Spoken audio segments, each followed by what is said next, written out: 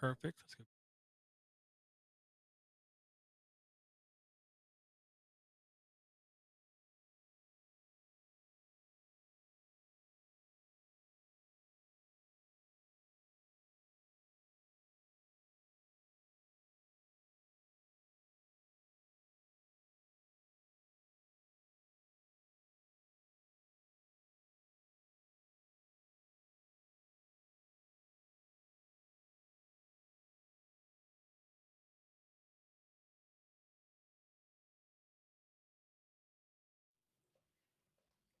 Hey, Podnutsians.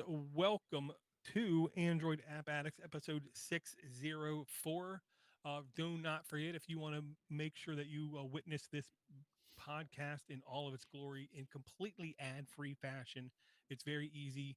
All you have to do is go join Nicola Groot over at patreon.com/Android App Addicts, or click the link in the doodly do. And then guess what? No more ads, because nobody likes ads.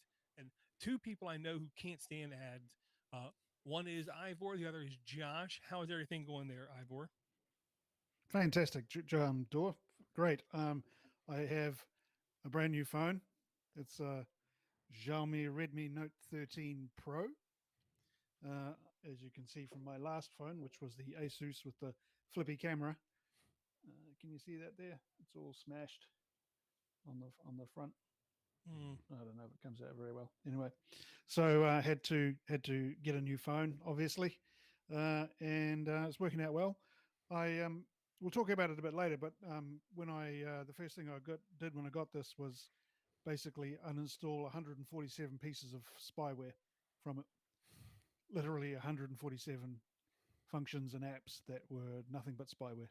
You mean that were So that was fun. completely useful, productive, efficient software that the fearless leader said was good? Yes, Yeah, yes, and it exactly. certainly wasn't sending my information to all sorts of people around the globe. Nah, they already have it. That's just a conspiracy theory. Oh, well, speaking about all around the globe, but we also have Josh. How's everything going, my man?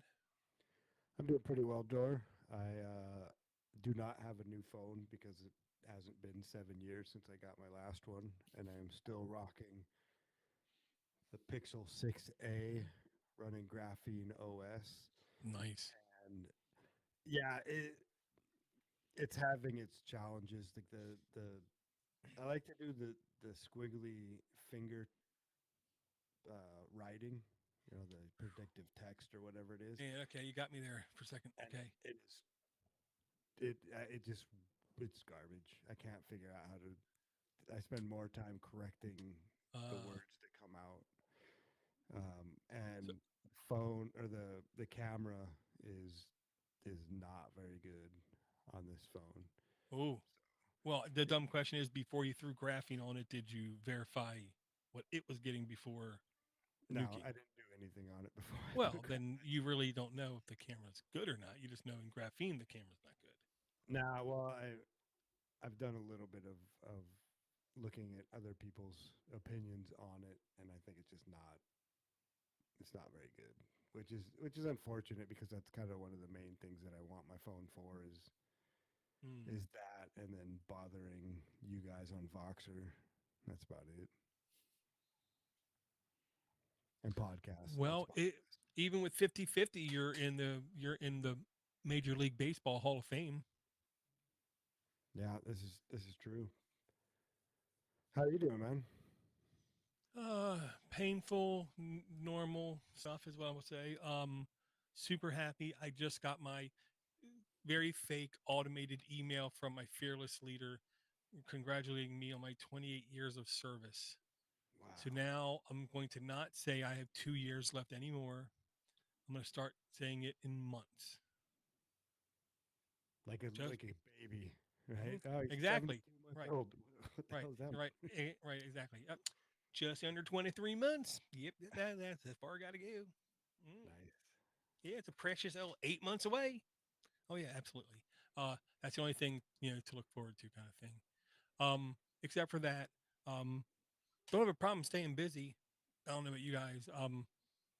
But yeah, I am entertained by all the tech stuff that I keep seeing. I am thoroughly disgusted how the complete wave of everything from clicks to hype to everything has like completely went to AI. The and it was a trope picture from a Steve Gibson podcast where he showed like here's the picture of the week, and it said, okay, now everybody in your presentation decks take out the words cryptocurrency or anything regarding Bitcoin and just replace it with AI. And my Hmm. goodness, it is sickening how everything claims that it is taking advantage of AI and using AI and mastering AI and AI is the end of the universe and oh my goodness. Yeah, I it's mean, the new blockchain for sure. it's going to be like spell check to everybody in like 2 years, where you just take for granted it's there. Yeah, we got Michael Sanders in the chat saying, asking us if we can increase the volume. I don't know if it's a problem at his end or ours. Oh Can you well, hear me now? easy for me to come. Oh, I will say, well, I'm not perfect. Me PAVU control that. I would say I'll we're just check not my balanced. levels.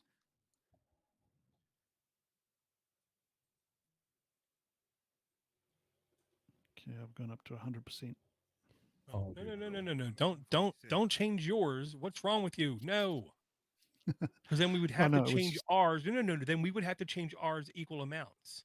No, do not Oh, change your volume. don't change it. He says it's me. No, if it's anything, it's everybody. Don't worry, it's under control. I just boosted it like by like another, boosted the entire stream by like 30%. Hey, okay. anything you want, Michael. Just like Bill O'Reilly, we're doing it live. Do it live.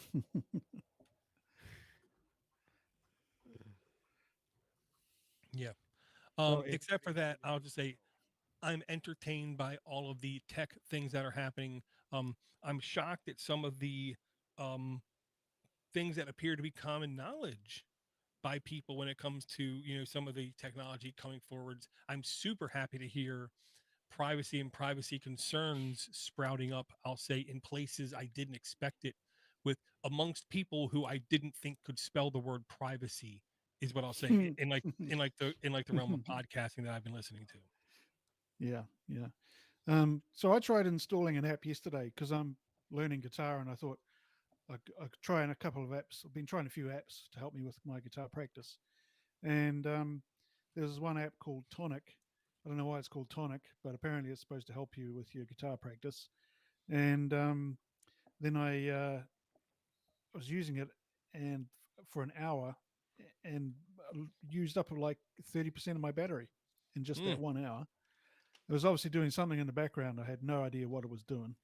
Well, Um, and it was all very, you get this number of points and share your contacts with us so we can tell your friends that you're practicing here. And I think, I don't know what it was doing. It had all these like social rooms. Like you could have these rooms where you join other people and listen to them practice and give them mm. feedback and shit like that.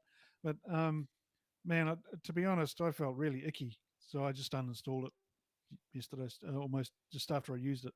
It didn't really have very much functionality at all. It was really just there to listen to me, and seems to be had some sort of AI algorithm going in the background. But I get the point. It was just there to try and harvest what I had to give it. Gotcha. And I've had similar experiences with other AIs. I just ignore them. No, I try and stay away from all AI apps, but it's becoming harder and harder. I mean, you have to understand 90% of the apps that say they have AI in them don't have any AI in them whatsoever. They just have wizard-like feature functions that come back. Um, Yep.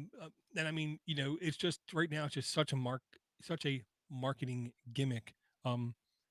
Everybody's going to take advantage of it because they can. So to hear it anywhere is like pointless kind of thing. But Yeah. Well, Google just had a major update with its Maps and Google Earth and Waze apps, basically integrating AI into those mm. without any choice. You don't have any choice now. So if you're going to Oh use Google Maps, you've got to use their AI. well, I had my wife had a, I want to say, a 5A Pixel device, and all of a sudden, for no reason, like 2 days ago, just stopped working. So I did the right thing. Came home, verified it, couldn't get things booted up or anything. So I immediately wiped my phone, gave her my phone, pulled out something else. So I've been using something else for the last couple of days, and it's a Huawei P20 Lite. I haven't booted this thing up in like 4 years, I'm going to say. And How one old of the is that? things, oh, I want to say it's at least 6 years old. Um, but Wow. what I believe, and now every time I run Android Auto or Google Maps navigation, it basically warns me, like almost threatens me. You don't forget, you have to upgrade your Android pretty soon if you want to continue to use this kind of feature. Um, but everything technically still works right now, is what I'll say. Yeah, I mean, is Google getting too big for its boots? I mean, they've just had this ruling in Argentina where they've been ordered to remove IPTV for apps for copyright purposes. You know, I think it's called Magisk, something like that. Magic TV or something. So basically, the Argentinian court has told Google they have to automatically uninstall these apps from Google users' phones, from all Android phones in Argentina. Never mind, you can walk around, you can get yourself around this, no problem. But um, I didn't even realize that Google had the capability of forcing an uninstall of what you have on your phone. If they can do that, then they can. Next step is what? Stopping you installing anything and just installing what they want to see on your phone. Well, I mean, I don't want to say I knew they had the possibility. I'll just say I inferred. That's the word I'm going to use. I Yeah, inferred they had this innate ability, just inbred into their system, even back in the day when Amazon removed illegitimate versions of 1984 from Amazon Kindle devices. And once that happened, I knew ain't going to be a commercial device released in the future that doesn't have this ability to pull back and delete or remove or whatever at a yep, glance. The only yep. question was how quick would governments figure it out? And Well, I've just put a link into an Android police article about this Argentina case, and look at the language in the first paragraph.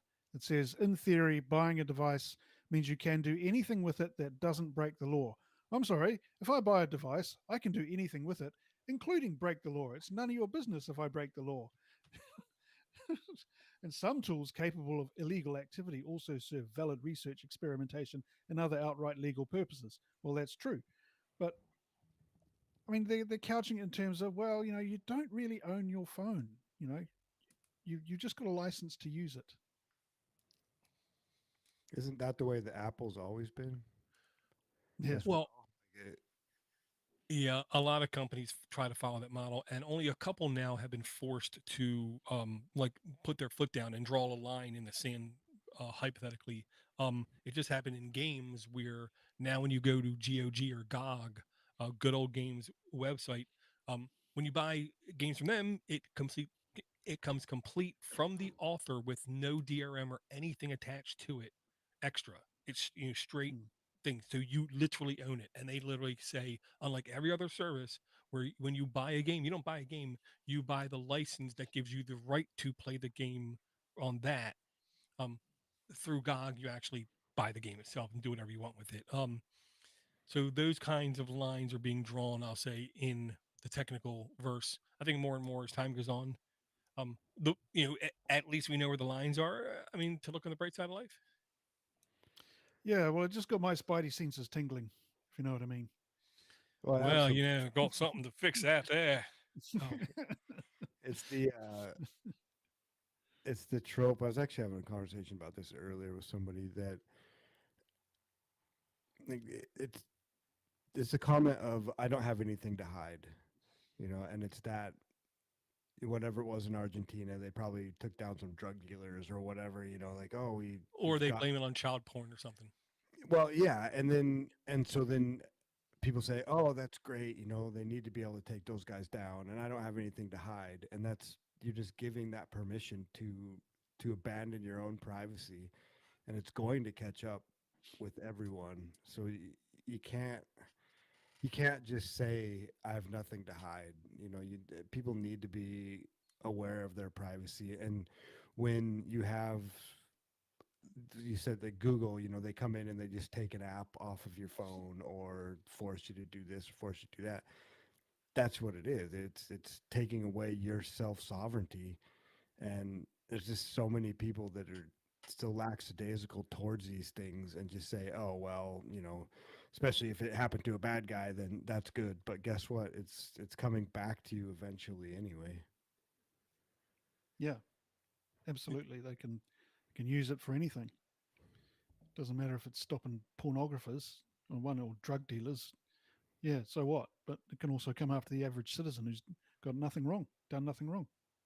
Well, that's how they get it into the ecosystem to begin with. It's like Yeah. that for everything. You just slow roll it out. It's Feed them a the diet of paranoia.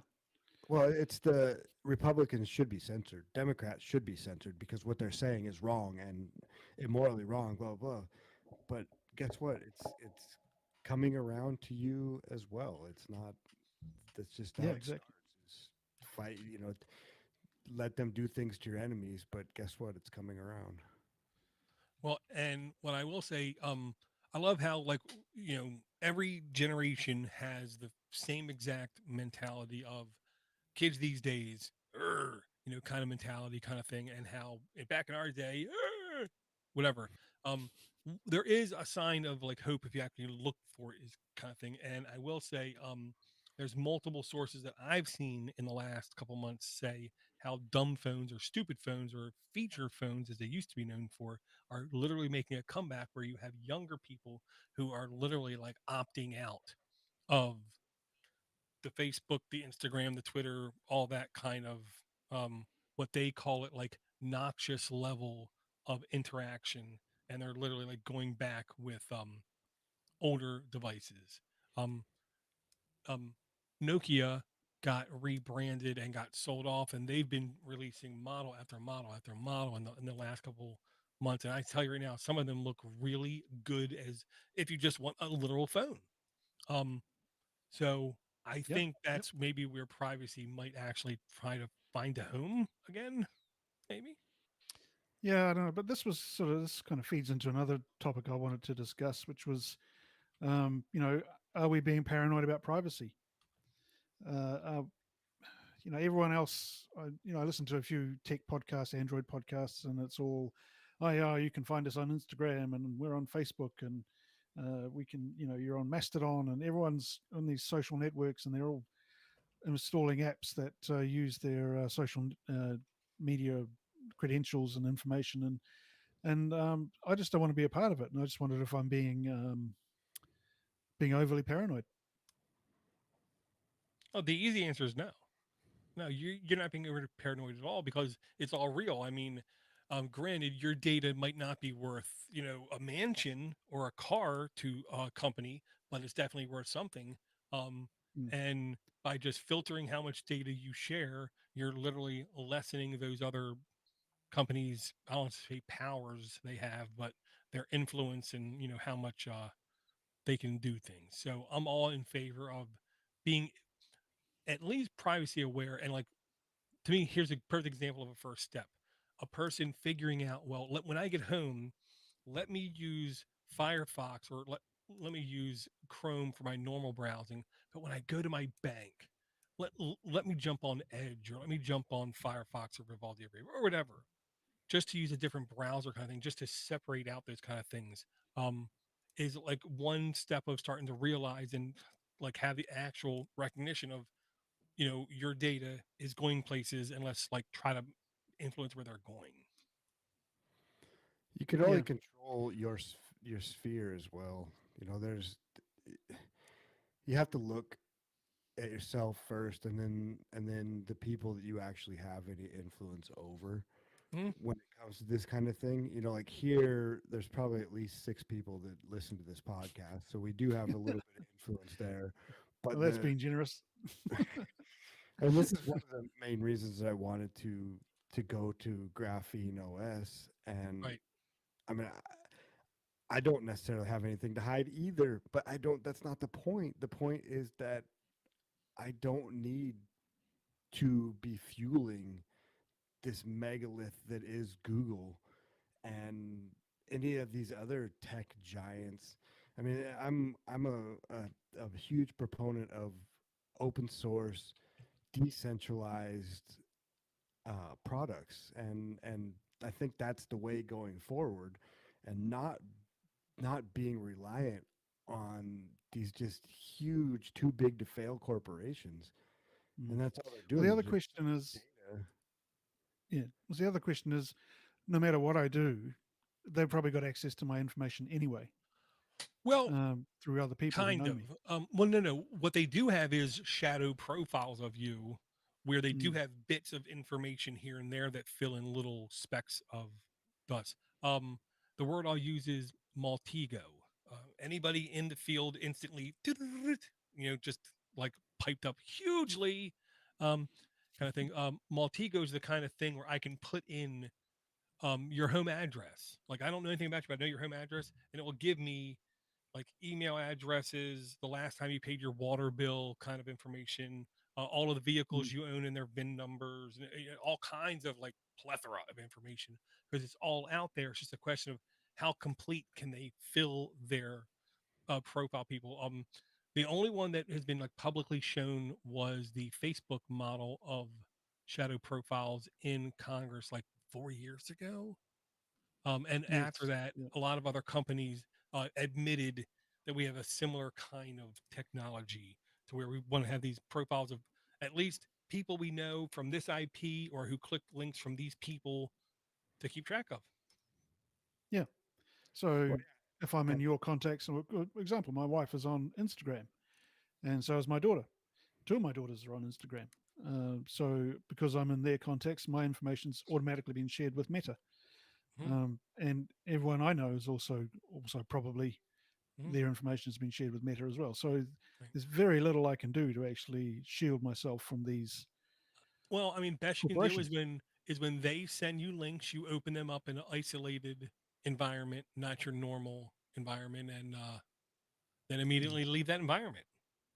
Yeah, To be yeah, honest, that's what I do whenever anyone sends me any Meta, Facebook, Instagram related link. It opens up in Smart Cookie web browser, which I only use for garbage. I don't like kind of thing for now. But that's going to change. It always changes. I did use Arc there for a little bit, but yeah, I always have my dumping ground. You know what I mean? You go into the corner of your yard if you have to stay within your yard. You go to the corner of your yard if you have to defecate. You don't do it in your kitchen. So yeah, what? so use a different We do browser. here. Yeah, well, What kind of country are you living in? Jeez. I don't know. But I will say the company, I couldn't remember the name of it. It's called HMD.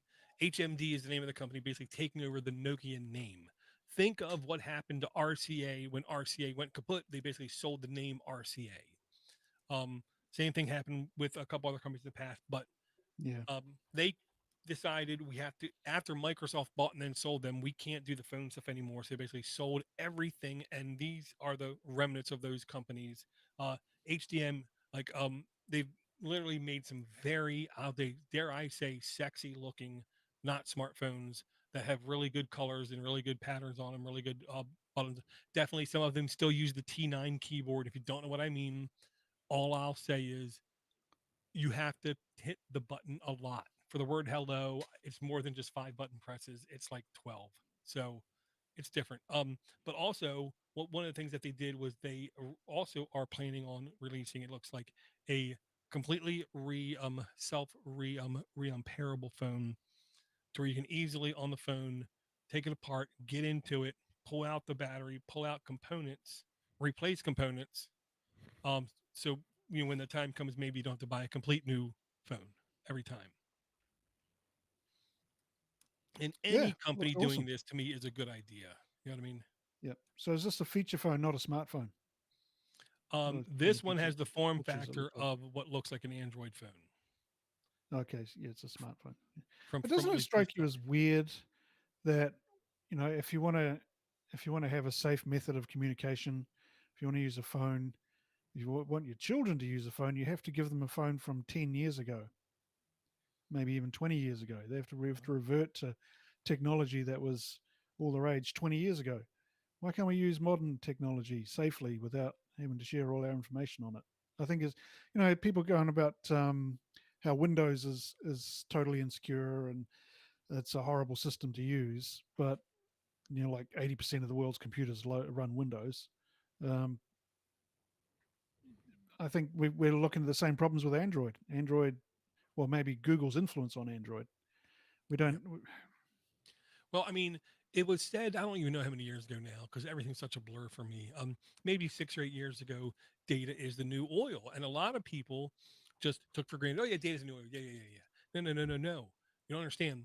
It's fresh data. It's, the absolute freshest of the fresh data. It's exactly like people on mischievous websites selling credit card data, credit card numbers. Yep. They don't sell one credit card number. They'll show you a spreadsheet with like 25,000 credit card the numbers in it, and what you're going to pay for is the freshness of the data.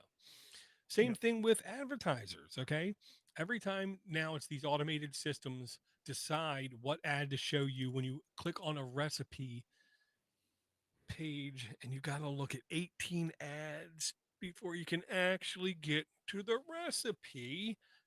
Those ads that come at you are automatically thrown at you from these background services that literally say, "Oh, he's," or it's a this from a this who's about this, who likes this, who's like that, and boom, boom, here's the ad, and then there's some money going to another company. Um, so yeah, But they can only do so much.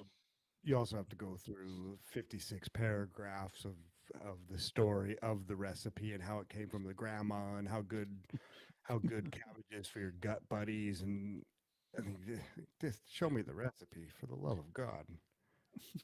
Well, and it does seem like individual websites seem to be dying more and more and more to where everything just has to exist on like social media. Stuff is really all that matters. Um, so I wouldn't say privacy is dead. What I will say, privacy I think is becoming more selective. I think it's going to be getting a bigger audience, especially the more convenient people can make it, which I know is a complete oxymoron. But I know there's going to be a time when even when you go into like a bank or something, they'll hand you something and say, "Here, when you have to log in, do this," and it will be either like an RFID or USB-C type little device you just plug in. It's just a little dongle that verifies, some was ready to make to enable the use of, and hopefully be like a self-contained Tor browser or something. But you know what I mean? Whatever. Yeah, yeah. Yeah, am I going to Privacy. have to go onto a Tor browser? Oh, God. Well, honestly, I'm getting close to wanting to install my own set of like tools to just like keep track of what's keeping track of me kind of thing. And one of the apps I saw, I want to say it was called NetGuard. I know this was an app that had to be from way back in the day we brought on this show. Because the glorious thing about this app, and of course, you have to have root. Let's just get that out of the way.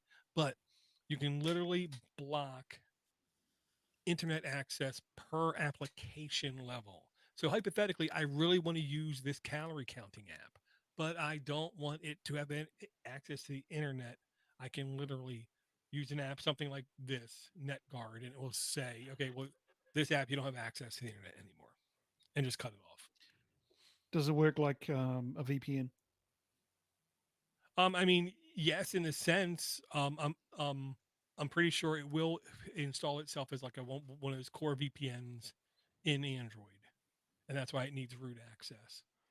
When you install an app on Graphene, that's one of the questions it asks when you Oh, install it. Do you want to allow this to have network access? right. I can't believe this thing just it says it needs no root access. Huh. I'm Huh. kind of shocked. But yeah, that's one of the good thing about graphene. It comes privacy first focus is the way I put it. And I think that Yeah, it is. privacy will become more of a hot topic as societies start falling further and further into tyranny and fascism. And I mean, it's a cyclical thing that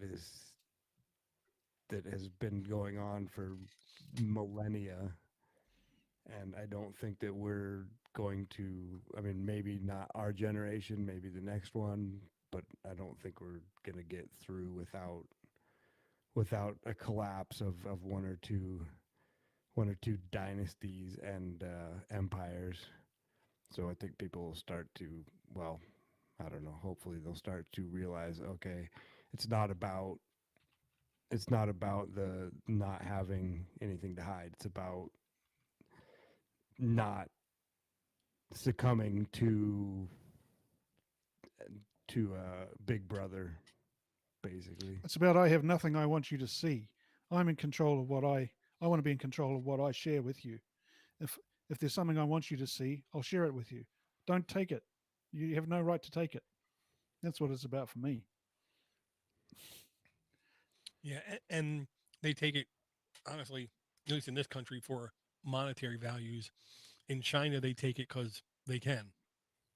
Um, Mm. so Well, the other thing that strikes me as bizarre is that the only real alternative to a Google phone or Google system is the new Harmony OS that's coming out from Huawei. mhm. But that's a company that's operating in a country that's run by a communist dictatorship. There's no way I'm getting that. I'm putting that on anywhere near my devices. Mhm. But is that really the only alternative? Well, I mean, no, you're going to use iOS, but I will say, Harmony OS said its goal was to literally be on something like, I want to say it was 20% of the world's devices in like 3 years. Yeah, but it's not Android at all. It's completely different and separate. So you've got to go to a whole new operating system. Is it going to be compatible with anything else you run? What are all these issues? How much information is the Chinese government getting out of you? It's just, to me, it's a non-starter. Right. It depends on what kind of hardware they come out. You see that triple folding phone? Yes, I did. I cannot wait for those things to literally come down to an air quote normal prices. Yeah, it's 7 nanometer processor. Three processor's 4 years old, Yeah. something like that.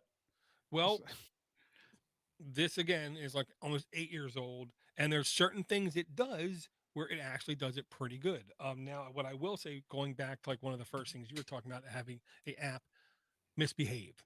That Mm, also can come down to just a simple matter of optimization or understanding of like code base and having their back end compiling engine just be more efficient, kind of thing. And it is possible, kind of thing. The example I'll use is, dare I say, the Steam Deck, where they just released a update, and through magic is now extending battery life and making screen last longer and these other actually benefits to the system, unlike other devices where you got to pay for an upgrade for that kind of thing to happen. It can happen through software processes. It's just painful. And in every business instant, whenever there's a problem, the first thing that happens is someone says, well, let's just throw more money at it, and the money always ends up being hardware, kind of thing. yeah. So Yep. I love it if I can get older hardware to do better. Um, and if they figure out in their app store how to govern and compress and compile all their things to where it can use that old of a processor and not be, because here's the whole thing. Yeah, I was listening to a business podcast. It doesn't matter how much something costs when you go into a store.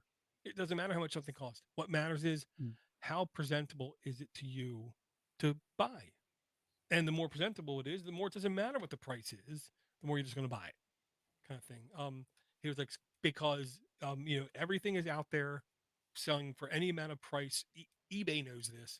There is somebody out there who will pay $5,000 for a first print of a McDonald's large case after they stopped doing supersized me cases for their. I mean, people pay for anything. mm. People are idiots. Yeah, I mean, people will buy anything. Yeah. Well, there are some companies that, like this one, which I've never used their phones, and I don't know how competitive they are on pricing. I Mm. mean, they're using the Google phones, and I'm pretty sure they're putting graphene as their operating system. It's called Above Phone, but they ship ready to go, so that you don't have to go through the process of putting Graphene OS on your Google device or whatever phone you're putting it on. Because Okay. I did that, and it's not super difficult, but you're probably not going to get a lot of normies to go through and No. Yeah. you Right. put a new Well, ROM that's on. kind of my point. All the normies are quite happy to sit back and have all the information flying around the place and all their data being shared with whoever else, and all the information they have with share with other people being given to these companies. And I'm going, well, is it just me? Am I crazy? I don't want to. I don't want to share this information with people. I just want to have my own stuff. I've got nothing to hide, honestly, but I don't. I just want it to be private. Well, I'll just say the first off, they don't have to be inclusive craziness in your privacy thing. They can be exclusive. You can be one or the other or both. I mean, there's Mm. no way want it to go. But I will say, you know, the more people know is the more they should worry, and that's the problem. You've been Yeah, indoctrinated yeah. into the beginning of knowing this kind of information. I've taken the red pill. Well, and honestly, I think there are certain people out there who are just sitting there eating a steak, like the guy in the Matrix, just wanting to go back to just not caring anymore. That thing. Um, Absolutely. because I Yeah. guarantee you there is some, I don't want to say bliss because then they worry about other things, but yes, privacy obviously is important, but I will say, dude, I hate to say it like this. The English language is really bad at a lot of things. And one thing is taking one word meaning only one very specific thing. The example I use is the word cheap. If I say, look at this, it's cheap, Ivor might say, well, that means it's really affordable. Let me take a look. And Josh might think, Mm. really cheap. Well, that thing's like garbage. Let me go take a look and laugh at it. Because you don't know what I mean just because I say that one word. Same thing comes when it comes to privacy. I will say that, Ivor. It can mean a bunch of different things to a bunch of different people. And here's one version of privacy I wanted to share with everybody. And this is elite privacy. Okay. This is not your normal purpose in privacy. Um, this is, at least in the United States, the most secure literal mobile service you can get, period. Because if I have this service and you being the bad guy can even analyze my phone or my signals and say, oh, this guy's on T-Mobile. Let me call up T-Mobile and let me, act like I'm him. T-Mobile has no idea this device even exists.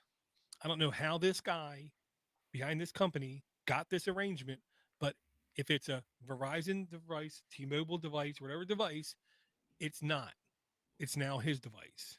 And when anything with that device, anything with that number, anything has to go through his company. It cannot go through any mobile carrier. Um, this is the kind of service that honestly, every celebrity, if they're worth anything, in the last year they've bought some kind of service like this to where they can't be Mm. sim swap, they can't be sim jack, they can't be manipulated from that kind of at least level of manipulation. When it comes to devices, they did say they were working on their own Android secure private device, but right now it is literally like a bring your own device kind of thing, or you can use one of the vendors devices. But Well, I was watching the JD Vance oh, episode with Joe God Rogan bless this you. morning. Oh, sorry. um, just I didn't watch all of it. I watched some of it, but he was saying that his phone's been hacked as well. I don't know what kind of phone he's got. I assume it's an a iPhone. a I don't know how he would be able to tell. Let's just be honest, because he's a politician, and I'm just talking in general terms.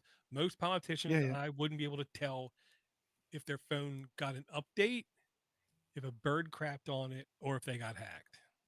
yeah. Well, you have to take what he says with a grain of salt, but it seemed he had quite a technical viewpoint of what had happened to his phone that had been explained to him by others, and it happened through the carriers, T-Mobile, I think, and another one. So it was basically his information was accessed at the carrier level, not the Right. phone, Well, but they and to me, couldn't get there, access right, to his messages. right, and I was gonna say, to me, that's the most dangerous um, bottleneck of Yep. where your data goes through. It's the carriers. whether it's your Yep. home internet carrier or your mobile data carrier. Now, I will say there's also a subset, at least here, where there are complete industries that own towers, and those other companies basically rent time on those towers to where if you're in locally with that tower, well, you've been bypassed every carrier and you're in there, kind of thing. Yep. So, Yep. Well, you got the femtocells have been working like that for ages, haven't they? yeah, yeah. I mean, But the other thing about, sorry, NetGuard, you mentioned NetGuard, if I can go back to that for a minute. So I've used that before, but I just didn't know, I didn't really know if I could trust the provider properly. That's the other thing about, how much can you trust the apps that you're using? That, um, remember an app called ES File Explorer? of Great course, app. It would allow you it to was the do all best. sorts of things. It was the best. What happened to it? Got taken over by some shitty company that wanted to basically harvest a whole bunch of information. So no matter how good NetGuard is now, you always have to be constantly watching to make sure that it doesn't get sold to some sketchy outfit that's just going to harvest everyone's data and sell it off to advertisers and criminals. Well, what if if you know what you have is in air quote perfect and you block all updates, then you shouldn't have to worry about that in air quotes. But Yeah, yeah, I mean it happens with browser plugins. It happens with everything. It seems like if it's worthwhile being purchased by black markets or whatever you want to call those markets, then it's going to seem like it's going to happen sooner or later. Um, mm, yep, the only question is what's the likelihood you're going to be affected by it. So yeah, I mean, I know if you go with the Graphene OS m- m- methodology of privacy, oh yeah, you're going to have some stumbling blocks. You're going to have some hurdles to overcome. Granted, at the end of it, you're going to be much more aware of how your phone works, which is a good yep, thing in a lot of ways. But yep. yeah, Oh yeah, it's definitely not. It's not as user friendly. It's not as smooth of a process that I had with my other phones, especially the Huawei. mm, Um, but yeah, it is that these are the things. What is it? You can't have what is it? Security, convenience, price. You can pick two You or pick however. two. Yeah, well, yeah, well, Steve Gibson always said security and convenience are on the opposite ends of an unbendable pole. Yeah. And that was the best I heard when it comes to security. Because yeah, convenient and security, and that's why I still like the um, security token um, that he liked. The which one was that? security USB token, the little button thing that acts like a keyboard. Josh Yeah, has yeah, one. yeah. Yeah, Oh, I you're will. talking about Yeah, what are they the called again? Because of the YubiKey? YubiKey, YubiKey. Yeah, yeah, yeah, yeah. yeah, That's it. because that was the one in a million. It was secure, and it was convenient because all it did was emulate a keyboard. So you needed no security escalations or anything. You just put it in, press a button, and it literally just typed a password out. I've been trying to sort out this the link that you put in Alfani. I don't quite understand what it's doing. I just know that one red flag for me is under the top expert recommendation is Steve Cooper, former CIO of Homeland Security. Well, no, no. Now here's the thing. I wanted to get back to this, but I missed the whole point. We need a new word for privacy because there is no such thing as privacy. The question is trust, and the question is who are you going to trust? When it comes to people on iPhone, it's not privacy, it's not security, it's trusting Apple in having the best intentions for them, kind of thing, as people. Um, and when it comes to like when I go to and when I select what browser I use, it isn't about privacy. It's which browser do I trust to be the most um um um like better behaved in the short term and the long term ethical kind of thing. And this is what your privacy stance is. And unfortunately, every 30 days or whatever, you're going to have to once in a while like stop and readjust and look and reevaluate. um, because that's the whole thing is once you know about this kind of thing, then you have a choice to make. Are you going to be an administrator and actually take control and actually try to be a little bit more private, or are you just going to spew your guts over the internet like your Britney girl, what's her name? Britney Spears in her crotch getting out of a sports car. Well, that kind of brings me around to the issue of well, the issue of privacy brings us around to an email that Steve sent. You want me to read that now, Dor? Oh yeah, because he sent actually two or three, and I know I'm behind on one. Yeah, this one was sent on 13th of October. So he says, our youngest daughter has just started secondary school and now has a phone. Unfortunately, an iPhone passed down from her eldest daughter. I wondered if any of you guys have ever used a location tracker app as a safety feature, and if so, are there any you recommend? I've looked at a couple, but they require monthly subscriptions. Is there a cheaper alternative? I was thinking about if there's something I could do through Tasker, but not sure if this is available on iOS. Any ideas? We much appreciate it. Keep up the great work. And I'm looking forward to your latest episode soon. So there you go, Steve. Hope you're happy. We finally managed to get together and do a show. Um, so he's got a daughter with an iPhone, and my response to him was that I used Google Family Link, which is available on iPhone as well. But that was dependent on a data connection, um, and quite often when my daughter goes out with her phone, she turns her mobile data connection off because it's not unlimited. And we, in this country, you get charged a fortune for mobile data charges that are prepaid because she has a prepaid phone. So that may not be a very practical solution. Dor, you sent some useful suggestions in for him as well. Do you want to go through what those were?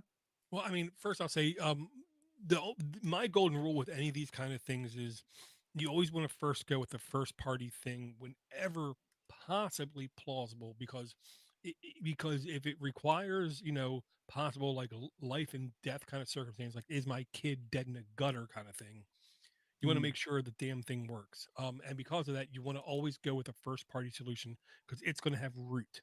It should have admin access to the hardware, just like the native operating system does, because it's a first party solution. So because of that, I always go with the first party first. Uh, Google location sharing. The problem with it is it isn't perfect and it doesn't completely kill your battery, which means it only updates every 2 to 3 minutes. So that's yes, like this is the that's like the problem I had down. as well. It would give me false locations for her as well whenever she did have her data turned on. Like it would tell me she was at home when she wasn't. Right. And then every now and then I can tell you with my kids, it will like both of them will every now and then for a split second register them being like 40 miles away and then come Mm, back. It's like they were mm, time traveling through like a TARDIS or something. Yeah, it was like, but with them, they've gotten better throughout time. So I said, if they're on iPhone, to be honest, it might behoove you to buy an old iPhone and use some built-in iPhone feature kind of thing or a Google kind of feature. And then of course, just like it always happens, literally seconds after I hit the link and told him, to use his first price solutions, then I found it was a um, open source solution that, to be honest, looked really good, called a group track track low locations. Actually got good marks, good reviews on every place that I did see it. So I said something that is just like a mild suggestion. Maybe you could try this kind of thing. And he did reply to yeah. me after that. Hadn't had a chance to peek at it yet. Yeah. Because, well, one of the things that first comes up when you search for location tracking or family tracking apps is Life 360, Oh yeah, which yeah, had a yeah. huge scandal a little while ago. Basically, it's harvesting all this information. It wasn't keeping it private. It was available in the open, and was just selling it all to advertisers, and that's where they're making their money. Now, it comes down to me. I think it comes down to the issue of how do these apps make their money. I've got no problem with apps monetizing, but maybe we should have an option where they don't monetize your data. We have an option to opt out of that if you want to pay to stay private. I could probably get behind that, but it just seems to be the only option is to sign up for this data sharing, and it can involve the information for your vulnerable children.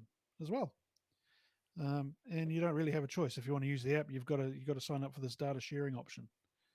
Um, and to me, that's wrong.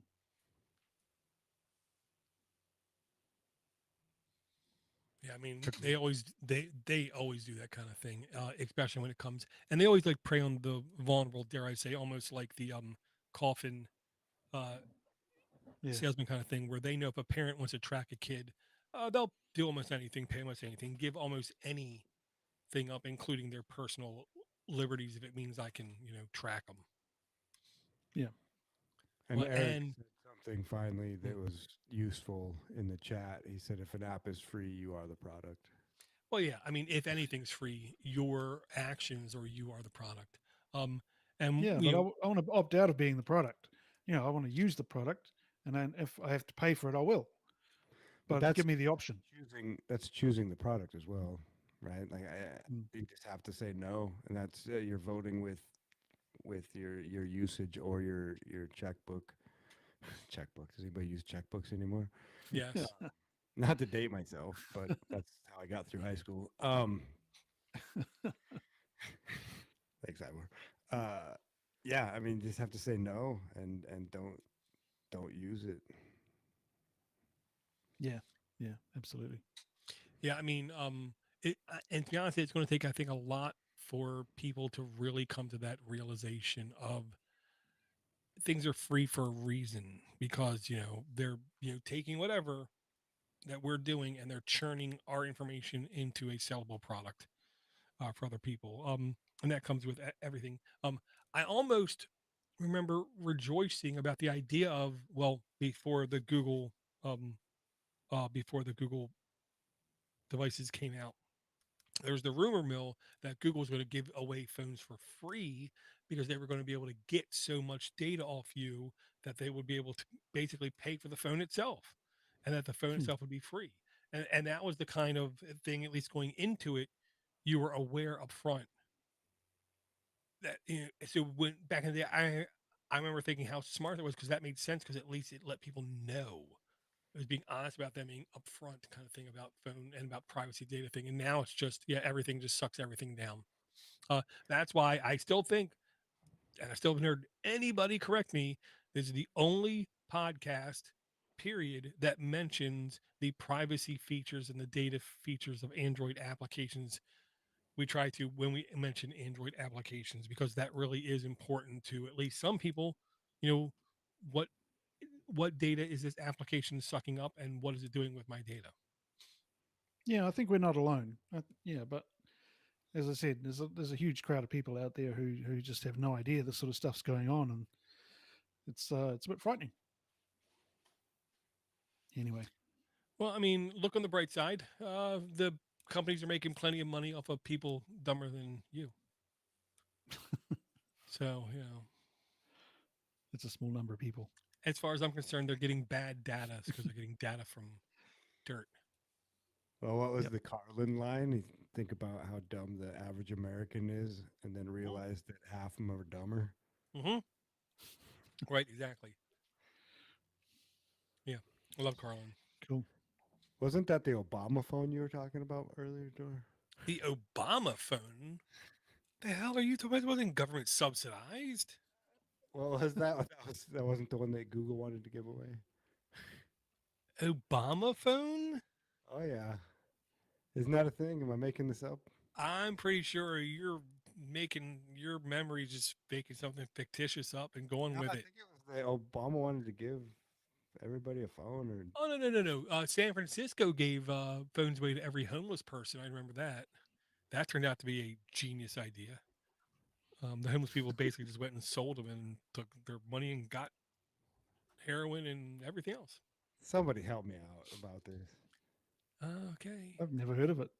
I Obama phone. thought that was a program like he was going to give it to, I don't know, Well, underprivileged children or it something. wouldn't shock me if a politician said something, but yeah, I don't know. I don't picture it ever being anything more than that at most. Possibly, probably. Oh, here we go. Factcheck.org Oh, has they the must Obama know. administration. Yeah.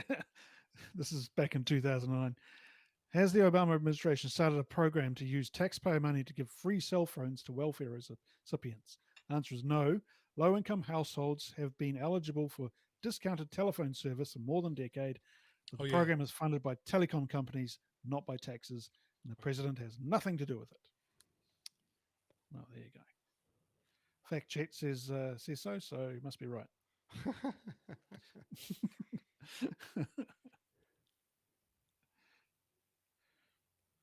Sorry. I don't know. You go to obamaphone.com, it says something different, it looks like.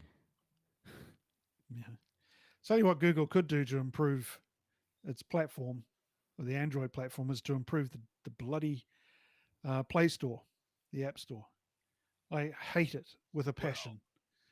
It needs uh, to die burning in a fire. well, I mean, there still isn't, I believe, any mobile operators app store in air quote that's worth anything. Their search functions are horrible. Their search algorithms are horrible. They Yep. seem to prioritize, in, at least in the Google Play verse, the newness of the phone of the application. So the more updates you put forth, the more likely you're going to be popular. And I guarantee you, there are stinking dirty companies out there that are purposely every X number of weeks, or whatever, we have to we change something, put a comma out, then put it back in so the hash mark changes. Just change something, Mm, just so mm. everything keeps being more refreshed in the Google verse. To do those kind of SEO things are simple, and part of me believes Google does leaves it like that because then they know that there are like third party industries that can grow and yeah, push people to use them. I'm not sick to my stomach. No, you gotta laugh though, right? How about them Cowboys? Those aren't pillows. Um, Okay. well, and I will say another. I don't even know how to take this sign, but Sync Thing was a tool that I had very like mixed feelings about. Is what I'll say. It actually grew from. It was actually BitTorrent Sync. I'm 99% sure. I could be wrong about this. But it doesn't matter if I'm wrong. Um, it was a tool that I had like mixed feelings about. So I wasn't sure where I could use it, where I should use it, how I should use it, what's it doing kind of thing. But it has really withstand the test of time when it comes to security sites, as far as I can tell.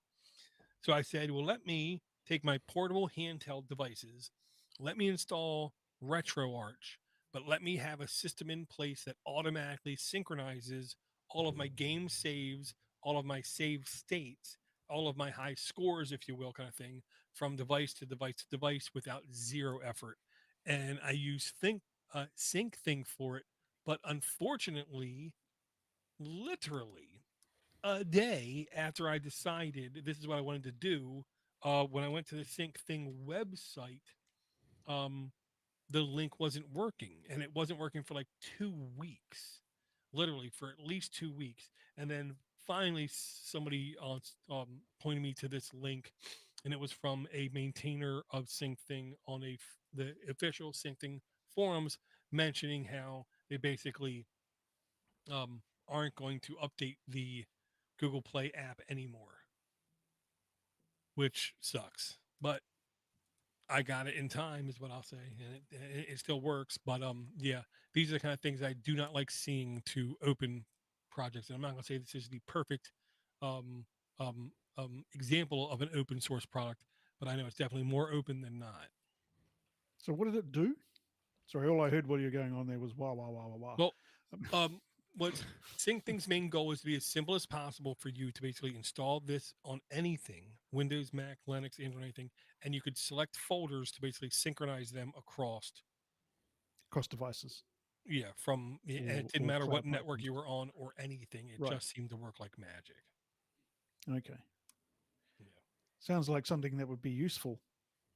Oh, unbelievably extremely useful. And I can tell you, once I got it set up, now I can literally on any device, like play any game, hit save, turn turn the game off, turn the emulator off, put the device down, pick up any other device, and I can pick up exactly where I left off, kind of thing. It's a tool that Mm. just works once you get it set up. So did And it they say works why better the they're next time. why they're shuttering it? They basically said, well, basically because they haven't seen any significant development on their end for a couple releases. They didn't have the like money or effort to make sure that it was continuously updated anymore. Yeah, and it's Yeah, great so it too comes because you can use it for anything. It's not just games. I mean, you have your file. It's just a Yeah. way to sync files between your computers, and it can be in Apple, and it's not platform dependent. Yeah, you could easily say, I want to save all my tax documents in this one folder, install this app on other devices. And the good thing is nothing will be able to access your share without you like creating access to that share kind of thing. The way that the technology is done, there is a hash between the two devices that through a lot of security audits and tests, I haven't seen any holes on. So it's a very secure interface, and it is mostly simplistic. And Red yeah, in it's a shame. the chat said that the Obama phone existed. Don't know if they still do it. So I mean, what Red said is gospel. So I'm going with that. That the Obama phone did exist. Oh yeah, and it wasn't saying it didn't exist, and Mhm. they're just saying that the taxpayers didn't pay for it. It was the telecoms companies that And put the money up for it. I want to say the first time I remember the term Obama phone, now that he says that, was when he was the first president to, was it use BlackBerry in the office? Yes. Or Yeah, or that's was it right. to Yeah. or was he the first one to say I'm gonna stop using BlackBerry, and he had to use a NSA grade Android device. It was like a brick. I'm sure you're not thinking that he was the first president to drone strike an American citizen. Is that the one you're Um, thinking of? I'm sure any president would have done it if the opportunity availed itself. It just happened. That's when drones came around. And that's the thing. They're not drones. I mean, that's another thing. Another term, drones. Could mean. Well, I digress. How about them That's what cow? Josh does. That's what Josh does. He just drones on and on. Well, yeah. So, well, I know some Bastion doesn't drone on and on. So you guys want to talk about Nostr now then? Sure thing, Oh, why hon. not?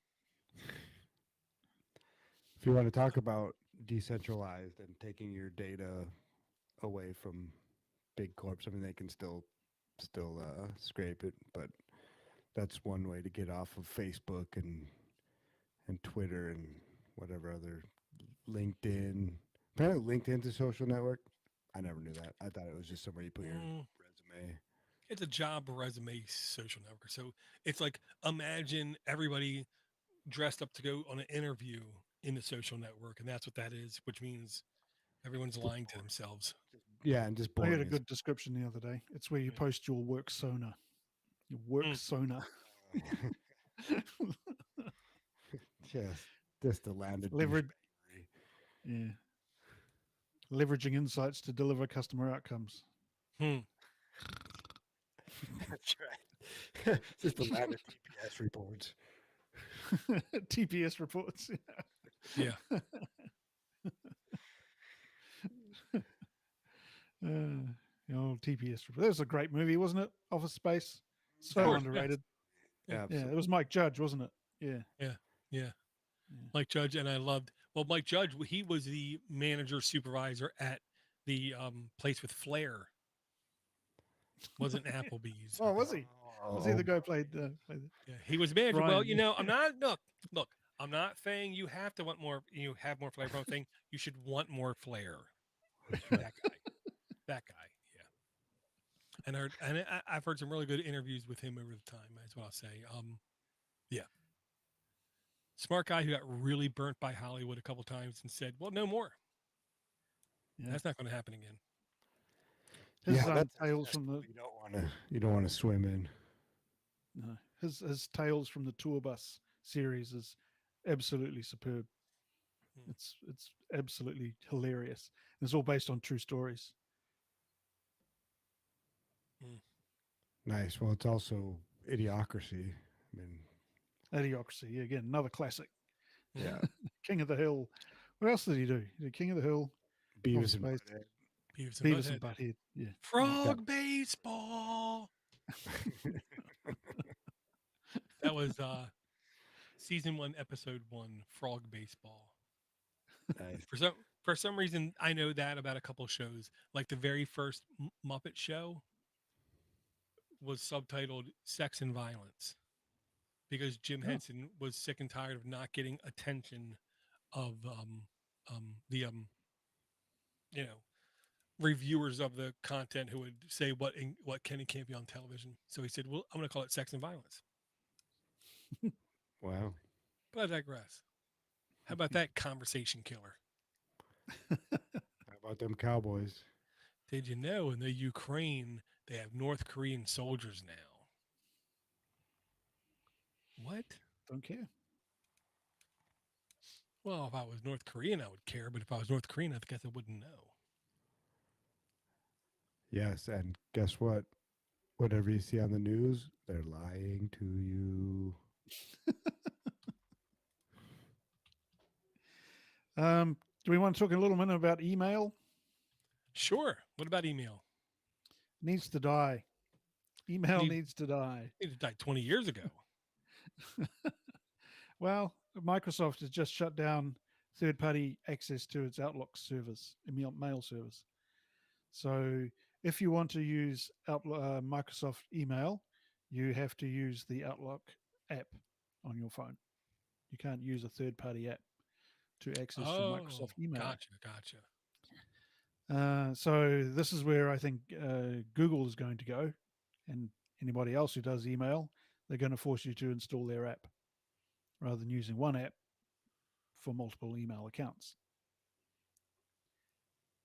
And then- I saw that. I thought, right, it's gone. I'm not using email. I'm going to try and do without email, and I haven't for about a month now.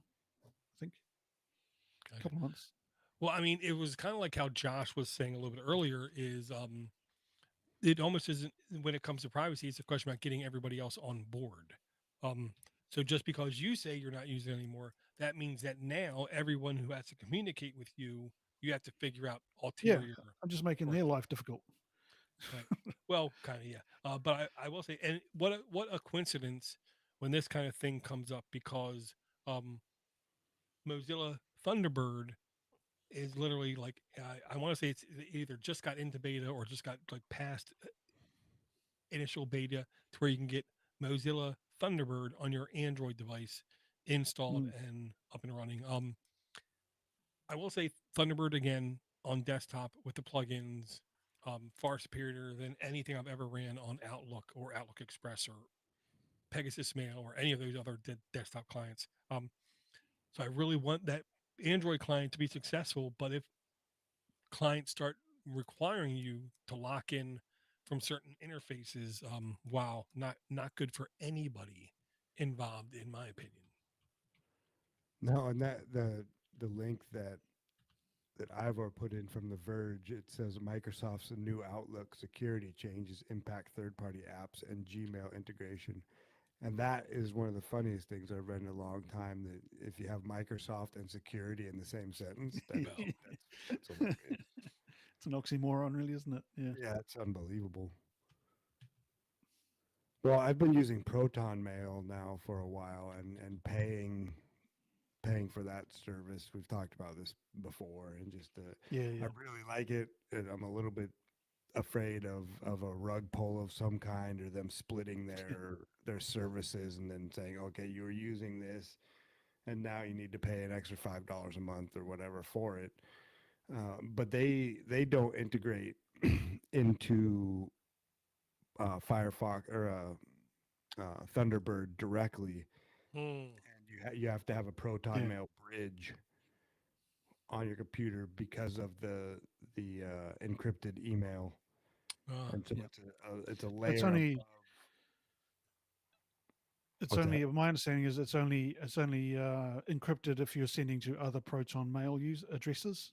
So if you're sending to a Gmail address that's not encrypted, Yeah, no, that's an impossibility to Yeah. expect encryption you from can't from encrypt something both like that. ends on that side. Yeah. Yeah, unless I don't even know what protocol Proton Mail uses for the encryption, but you might be able to have another service that uses the same encryption protocol and Mm. be able to send encrypted emails that way. But in order for the emails to be encrypted end to end, you need to have the Proton Mail bridge, I guess. Right. Well, I mean, I guess it makes sense. You have to use if they're that unique, then you got to use a tool to make it happen. But you know what? It is. It's just it's another small application on here. But other than that, I use Thunderbird without any problems connecting to Proton Mail. Gotcha. And well, I mean that's just kind of an option, I guess, is what I'm trying to say. Like if Microsoft wants,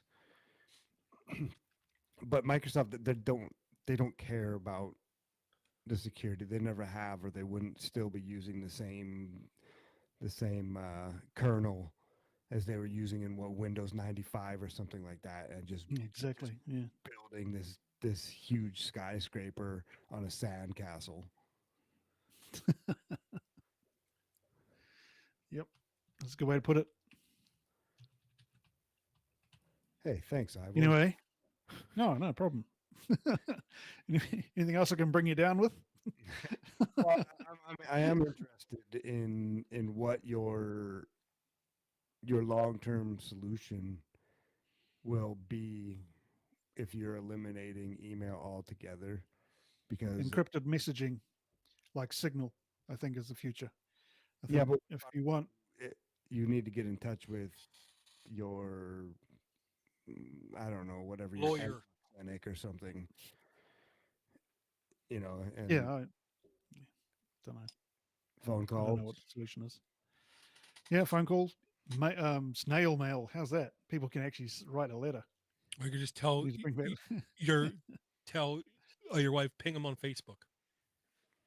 Well, Yeah, I'm all exactly. for this still. I mean, I'm totally for this, and I think that this comes back to using protocols, which email is. But once you start adding all of this, whatever Microsoft is trying to do, you're adding layers of your security on top of a protocol, because the beauty of SMTP is that anyone, you can write your own email client and receive emails. It's not exclusive to any one company. And so that's the same philosophy of oh, you guys still there? Yeah, I'm Yes. still here.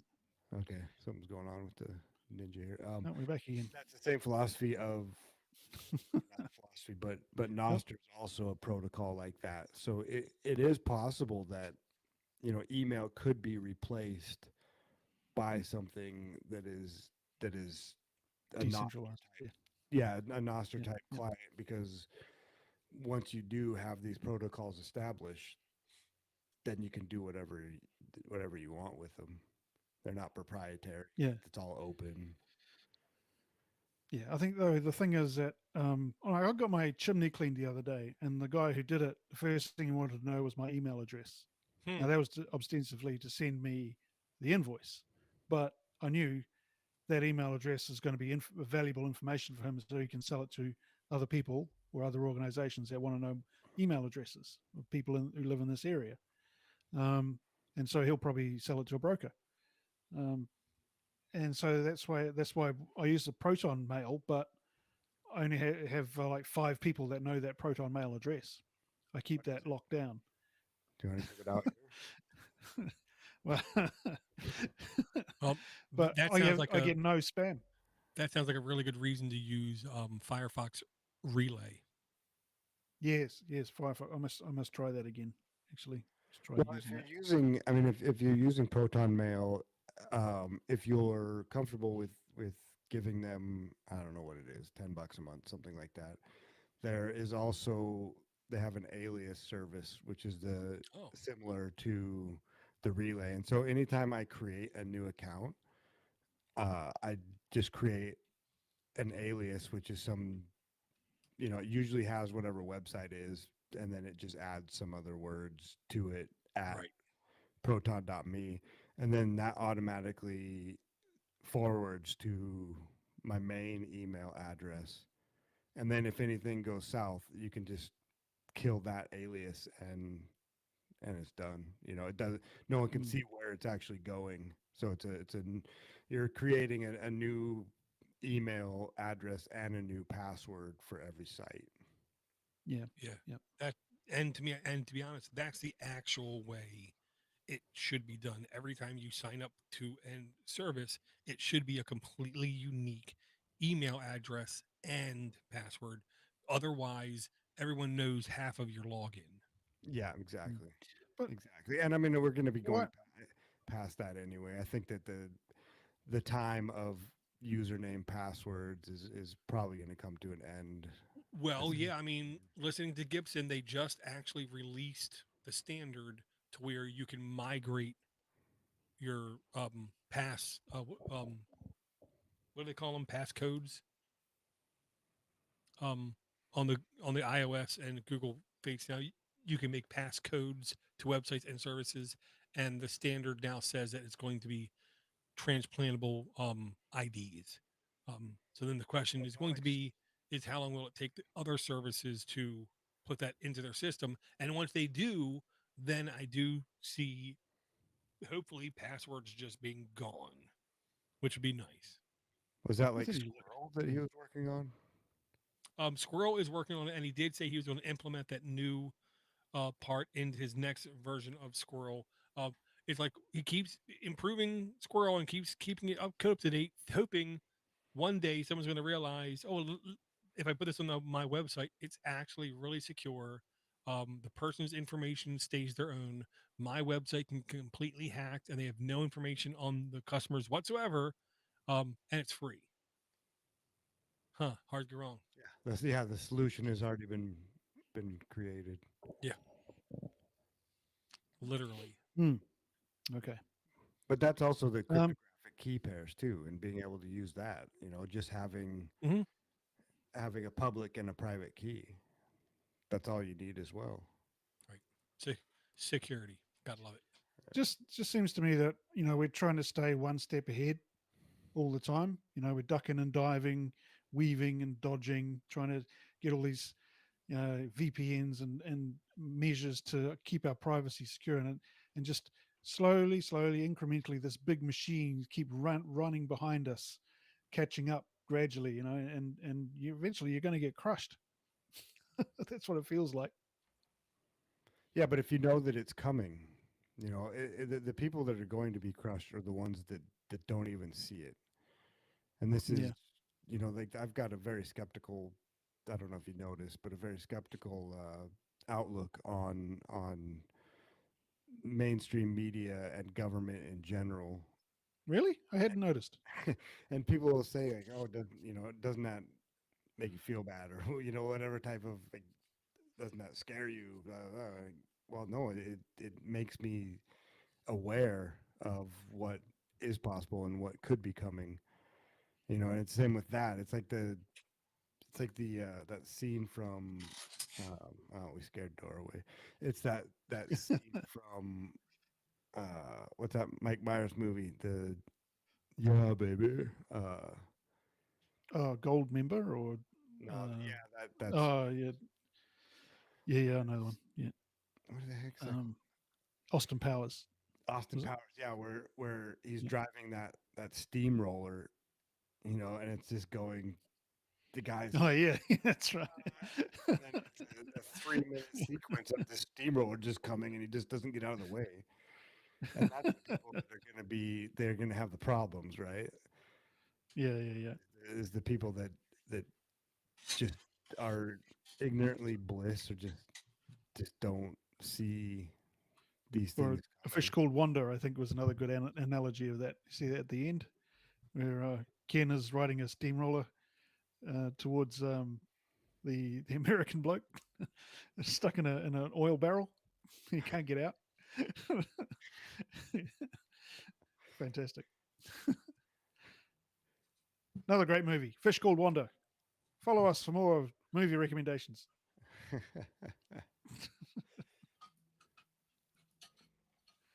Monty Python. Yes, Kevin Kline. Thank you, Eric. Was the actor? What was the actor? What was the character name? I can't remember. Honestly, I can't. Anyway, I can't remember.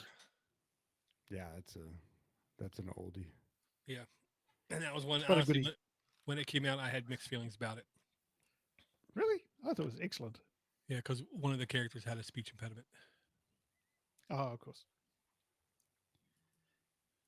So, The only Oh, I don't think it was making fun of him though. It was no, was a in device hindsight, to, in hindsight, it wasn't at all like mocking or ridiculing. no, they were very careful, I think, to avoid that. He was actually quite a central character. Yeah, yeah, yeah. I will say one way where I do see Android maybe getting, I'll say maybe hoping a little bit better is the word I'll use, Mm. which is weird, is the set top box arena, because they've been all over the place. I mean, the quality, the type of quality device you can Yeah. get, it literally ranges from Yugo level quality to actually, something robust and good. Um, they are right now killing all of the Chromecast, and they're coming out with other newer range of devices. And I do think they're going to give developers more SDK abilities to have more Android TV experiences. Um, which I will say, I then hope with this new release, emulation station is basically my favorite way to access games. Long story short, no matter what you're using to access games, what you're actually using is a thing called RetroArch.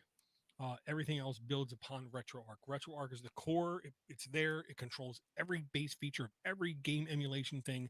Everything else is a beautification layer on top of it. Whether you're dealing with Basil, Basilarda, Basilarda, whatever, or Emulation Station, or any of the other ones. So and now it officially supports Android, to where you can install Emulation Station directly on Android, which means that when you get devices shipped from Hong Kong or wherever else with Android on it, and it's a gaming specific device, um, now hopefully they won't have to like create their own device. They can just use Emulation Station like everybody else, which will make it much easier for you as the user to add games after you buy the device. So I hope Yeah. this makes a change. That reminds me of an article I saw about BlueStacks, which is uh, an Android emulation platform. Mm-hmm. I'll just put it in the chat. Basically, they're coming with access to exclusive games and that sort of. So they're basically setting up their own app store or their own game store outside of the Android Play Store, which I don't know how I feel about this. I don't know too much about it. I haven't read too much of the article because I'm not a big gamer, but um, it seems that BlueStacks is an Android emulator, so why can't we just use the Play Store? Well, the answer is the Play Store is crap, and most of the games you'll find on there are rubbish. And maybe BlueStacks has felt that it needs to make its own offerings. And this is also kind of related to Netflix's AAA game development. I think you put it in an email, Door, saying that their AAA video game studio's been shut down. So you really have to wonder why that happened. Because I know Netflix was trying to get into the game space so it had Netflix exclusive games. So to use them, you had to have a Netflix account before you could use the app. And now BlueStacks looks like it might be going the same way. What do you reckon? I mean, BlueStacks to me, it's old. It's been around a long time. If it hasn't made the level of success yet to where normal people want to install it on their devices, I don't see it happening. currently, if you install Google Play Pass on Google Chrome on your desktop, there's plenty of games and air quote you can play right there where you don't need an emulator. It's like built in, baked in. Hmm. Otherwise, um, I still think there are more seamless ways to do it than to go out of your way to install a BlueStacks store and then install games. Um, Yeah. so I don't know. I mean, BlueStacks has been around a really long time. Something might change, and I could be completely wrong, and they could be mega popular in the next 6 months. I just don't give it much of a chance. I don't know. Well, maybe they're hoping to turn that around. They know it's not a hugely well-known or popular platform. Maybe if they had their own exclusive games that people want to play, they could get more people using it. You know, if they got Elon Musk to shout about it on Twitter or something, I don't know. Oh, I digress. But yes, exclusivity seems to be what every company is now trying to get. So don't be shocked to play some game in the future. You're going to have BlueStacks installed in order to do it. It's eventual. Yeah, it's going to happen. Wha- Should we talk about some apps? Yeah, I'll start if you guys are okay with that, because there's I can't find you now. There you are. Since I have gone with graphene, I've been trying to steadily use open source programs or apps, and so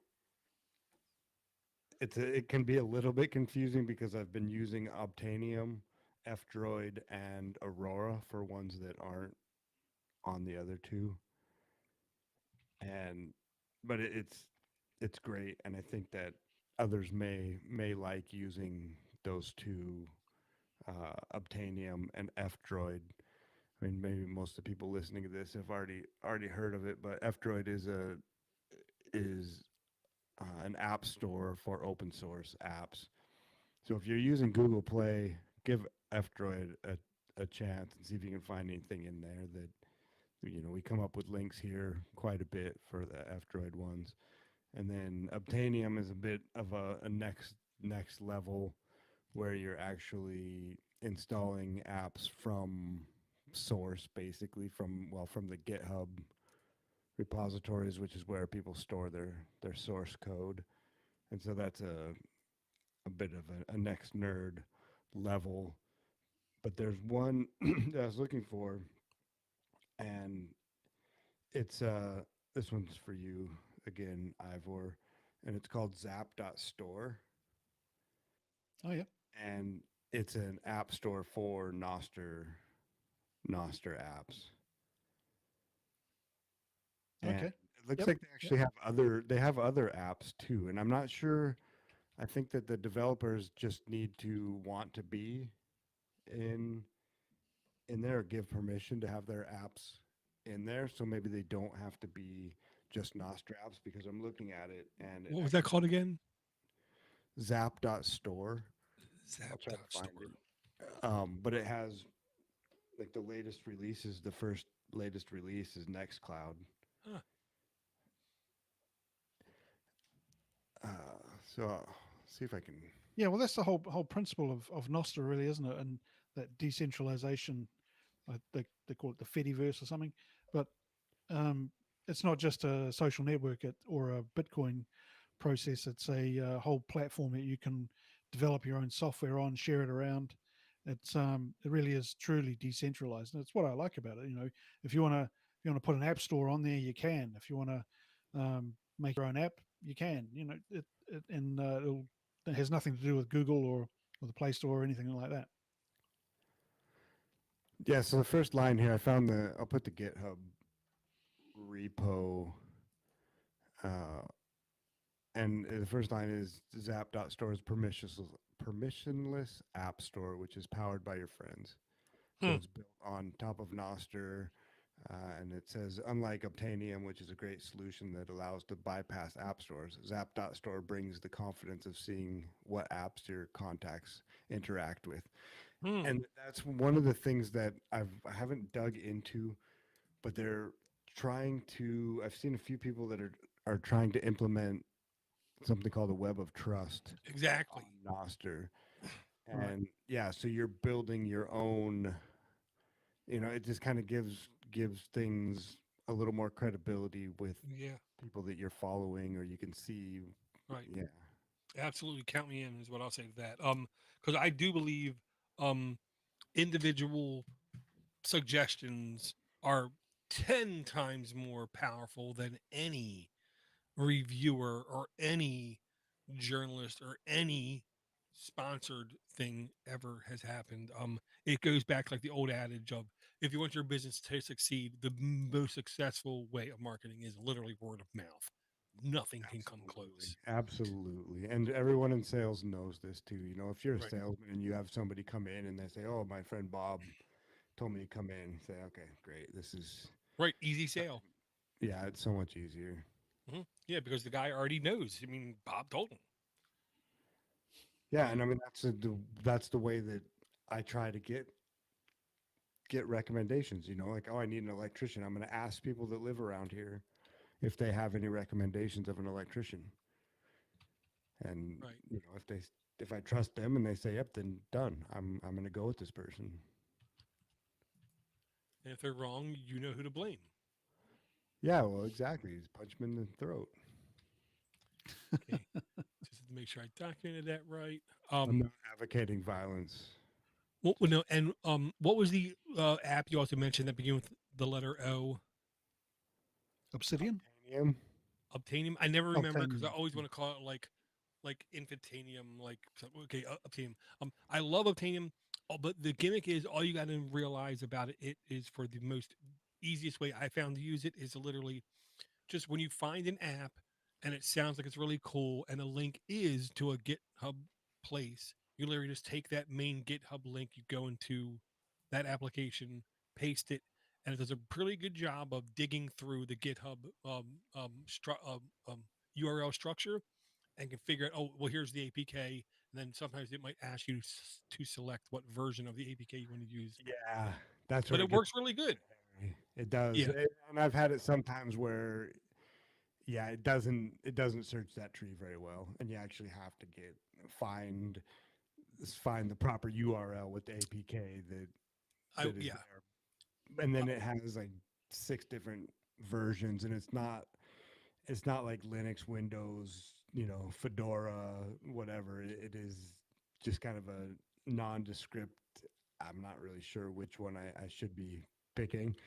So it's not No. for the faint of heart necessarily, but it is very powerful and a pretty cool app. Well, and I'll say I think it's one of those things that's definitely worth its investment tenfold in return for one simple fact. Once you start to use the app, it is extremely easy in the app to export basically your customized applications and the sources of all those applications to where you could very easily then go to another um, device, do import, pull that file in, and you have all your same applications there. It's not going to sync your specific like user data, like usernames, passwords, and preferences, but it will at least let you transfer applications from device to device with very minimal effort once you get over that initial hump of figuring out how to get them added. Well, and it's decentralized as well. Back to that philosophy of you don't even have an app store. It itself is more of just a wrapper to install from the source. It's not curated by Google or anyone else. They're Mm. not putting the apps and forcing them onto your phone. You're you're making an effort to install this app, and even if it goes away from the app store or anywhere else, Right. if GitHub says okay, you're done, I would imagine that you could even someone could be self-hosting their Git project, and you could probably point it there Well, and I should pull it hope so as well. because you know who owns GitHub, right? Yep, sure do. Great. Thanks, Microsoft. I know. If there was one purchase I could like pick them to like go back in time and reverse and them never making that purchase, and I'd feel a little bit better. I'm pretty sure that's the purchase. But I Yeah. remember years ago, Jonathan Adu, a longtime friend, warning me of not using GitHub and how it's not open source now and how everyone should be using. I want to say back then it was GitLab, Yeah. but people didn't because people are stupid. And once Yeah, again, we're too smart. I've used GitLab as well, and I mean, I prefer it if I do start a project, it's in GitLab. But I mean, they're kind of going commercial, I think, as well, and I don't know Well, if I trust them 100% either. well, dare I say they almost have no choice. It used to be with GitHub, your account is free and you can make it private, and if you want to make it public, it costs money. And GitLab was basically the opposite. When you would post your code, it would be public, and to get it private, you had to pay money.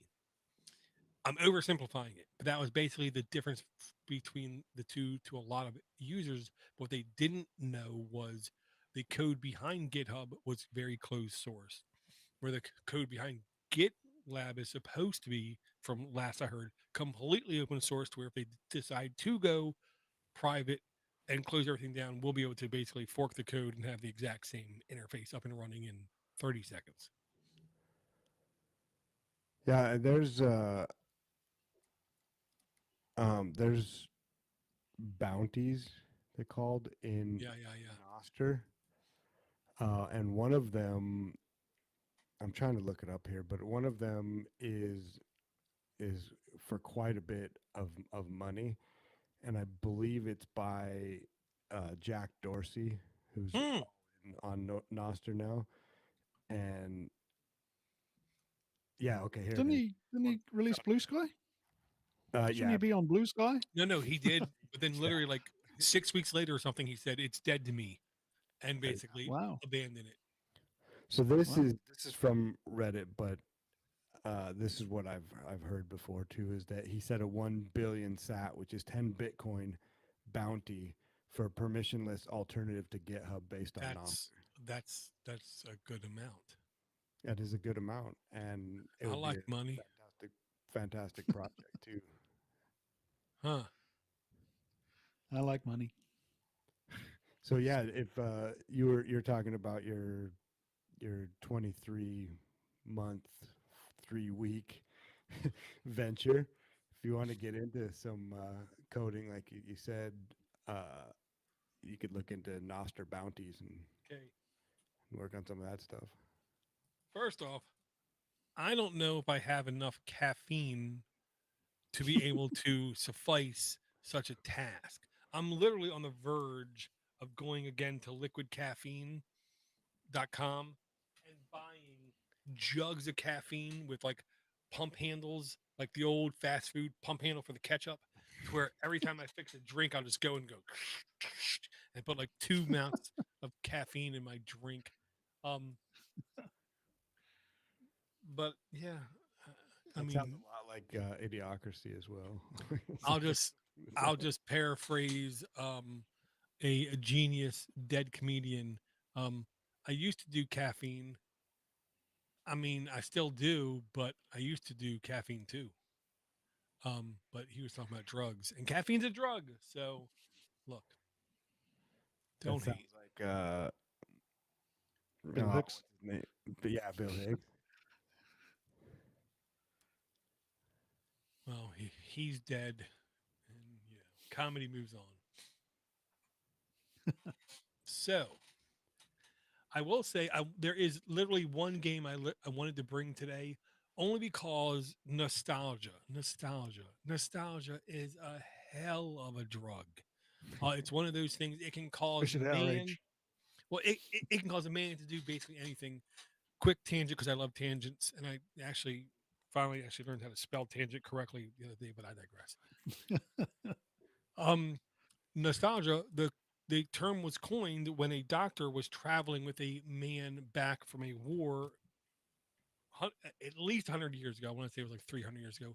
And the guy was suffering from all kinds of lesions and rashes and all kinds of symptoms that was visual. And the doctor noticed that every day when he got closer to home, the symptoms got less and less and less and less. And he said, well, this is like homesick. Nostalgia was the word he used. And it always meant homesick back in the day. Now it means basically a addiction to something that can't go away kind of thing.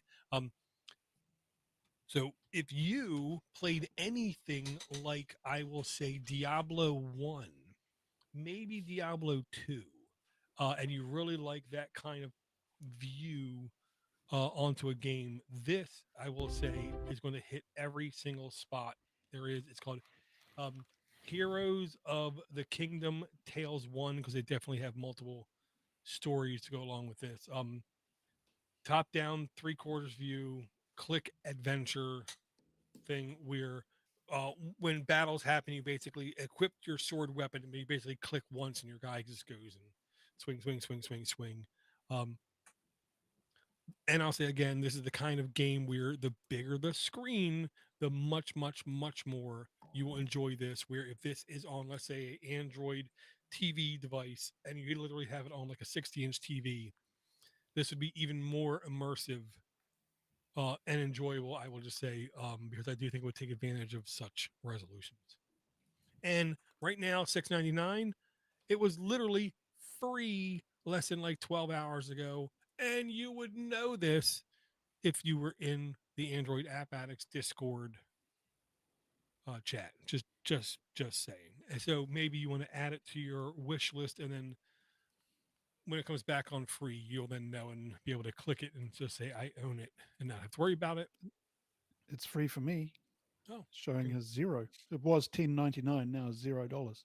Okay. Yeah. It was 6.49 here, and now that I look closer, there's a line through it, so it Yeah, is yeah, yeah. still free here. Yeah. Yeah. Cool. I It's still haven't tried. very similar to Age of Empires. Mm-hmm. Looks like that. Yeah. I still haven't tried to install any apps that I paid for on on the Play Store onto this phone, so I don't even know if that's possible. Because whenever I use the what is it called, the Aurora. Mm-hmm. So Aurora is Is the other. It's a Play yeah, Store like? place. Well, it Yeah. is Play Store, but it's a wrapper on top of Play Store. But you can sign into the Play Store anonymously. Is Right. what I've done for all of these apps. So hypothetically or possibly, Google doesn't know any of the apps which are on my phone, so they can't take them off for one, Ivor. And but I don't know how that works if I wanted to get any of the paid apps onto Right. this phone from the Play Store. Well, I'll say it depends on the app. When it comes to their choice on how to do the pay scheme lockdown, I want to say there's at least 3 or 4 different ways to do it. One of the ways, everything's completely unlocked. You can easily, once you download it, transfer the APK to anything, and it just works. The second level is you can transfer the APK to anything, but at installation time, it's going to check your account to see if you do have access to it. The third way requires the Google Play services to be running constantly in the background, where it trusts that for the authentication source. And then there's the fourth level where it doesn't matter. You can't even install this on multiple devices unless you pay more money, kind of thing. So most people go for 2 or 3. The people who are aware of open source and kind of thing, they tend to lean more down the chain to like 1 and 2. Um, I hate to say it, but the best answer I can give when someone asks something like that, well, it depends on the app, and I can't give Mm. any, direct. Here's the answer because um, at any point in time, just like before, the app developer can change whatever they want and make it to where it. Well, yes, it did work last week, but that was last week. Well, I have several apps that I installed that say, you need the Google Play services. You don't have the Google Play services, Hmm, and some of them, I mean, I just blow past that anyway. And some of them actually do work, and a few haven't worked. right. So they say they need it. I don't know. That's just for tracking or sending data to Ivor's Chinese phone, Right. or what it's for. But they they work without it. Right. Hmm. Okay. Well, I've got an app as well. I mentioned it at the beginning of the show. It's called Canta, Canta, Canta, Canta. Was this the app you didn't Basically, like that was taking up all the resources? no. Oh, because that It's was the this one I is a remember great you app. mentioning it at the beginning. So, Sorry, I mentioned in the beginning. This is the app I use to remove all the spyware from my phone. gotcha, So gotcha. basically, this app will allow you to remove anything from your phone without root. But the condition of that is you've got to have Shizuku installed and activated and running. Now, if you have a Xiaomi phone, then that is slightly more problematic. If you're going to use wireless ADB, you need to jump over a few more hoops. But if you're just using a regular phone, there should be no problem at all to get Shizuku up and running. And then you go and install Canta. So I just want to share the screen with you, and so you can see. Um, uh, See the amount of spyware that I've taken off this phone, uh, and you get a look at the interface of the application as well. So it shows you everything that's basically installed on the phone, and it comes with a nice little thing here which says whether it's recommended to be uninstalled or not. Well, So see with the red. on this video, we can clearly see the colors. We can't really completely read the text. We can see that you click on a Okay. red thing. Okay, yeah. So there's a red. Sorry about that. I don't know why the resolution's not great. So basically, it goes through each app and each function that's installed on your phone and tells you whether you need it or not. And then you can just go through and tick the boxes and remove the ones you don't want to keep. So here's calculator recommends we get rid of the calculator. It recommends we get rid of Google Calendar. It recommends, and so over here it's got all the apps that I've removed Oh, wow. and all the functions. It's not just the apps; it's everything that runs around in the background as Right. well. And a lot of it's the My UI pre-installed nonsense. Well, and I do But like yeah, the fact that the app rates the sensitivity of the app yes, as far as yes. it's concerned. Like, is this dangerous to remove? Is this safe to remove? Kind of thing. Yeah, so it says this is unsafe to remove. It's a call management function. It's unsafe to remove it. It's a system app. Don't muck about with it. So it tells you what it does. It manages calls via your network provider or SIM and controls the phone modem.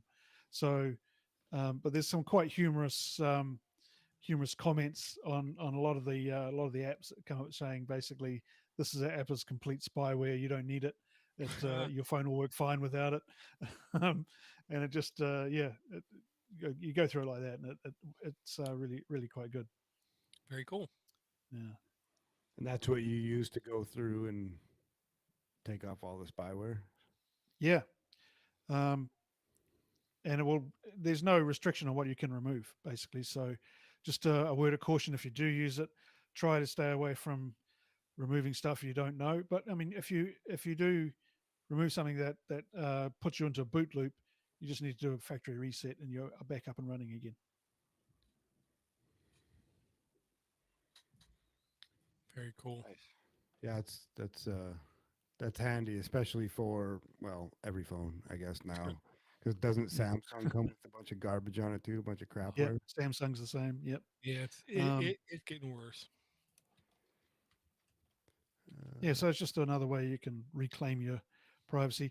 I do really want to remove Google Messages, but if you do that, it tells you that you probably won't receive half your SMS text I thought you were because getting rid of everything's reliant on Google Messages now.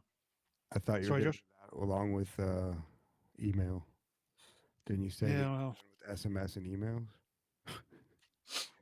no, I'm getting rid of emails. I don't get a lot of text messages. I prefer to use Signal. If someone wants to get in contact with me, I tell them to use Signal. Um, Yeah, well, and most people are quite happy with using it. I tried to Sorry, get a what? hold of you on. I try to get a hold of you on Signal, and sometimes I accidentally hit that group that you're in with your brother there, and I just like I have to immediately just turn my phone off, put it into a bag of rice, and take a shower. So what you're saying is you're traumatized. Got it. Hey, that's Eric. That's Eric's fault, not mine. yeah, sure. All right, well, I'll bring an app too then if they were going to play this game. This one is on the App Store, Google Play Store, unfortunately, but it's called Smart Audiobook Player. And so I was trying to find a book, which I'm not going to tell you how I found it, but I did find it. Hmm. And then I tried a few different players, and this one was by far the best. And I haven't really listened to a lot of audiobooks or seen the apps or anything, but this just worked great. The other ones were having a problem even storing where I left off, and I just have to kind of start at the beginning. And I tried VLC and all sorts of other ways to listen to this thing, but this was very clean, smart audiobook player by Books Software. I mean, they're called Book Software. They obviously know what they're doing, and it's got an average of 4.9 reviews out of 172,000, 5 million plus downloads. It doesn't share any data with third party, and no data is collected. And yeah, if you're looking for an audiobook player, I think this is kind of the creme de la creme. And I think this was one of the ones that said it didn't work without Google Play services, and it works just fine. But I think there might be although it doesn't say anything about paid in the description here, Hmm. uh, but it says that there's when I look at the app and go through the settings, it says that because there's no Google Play services that the pay is broken, or I don't Right. know.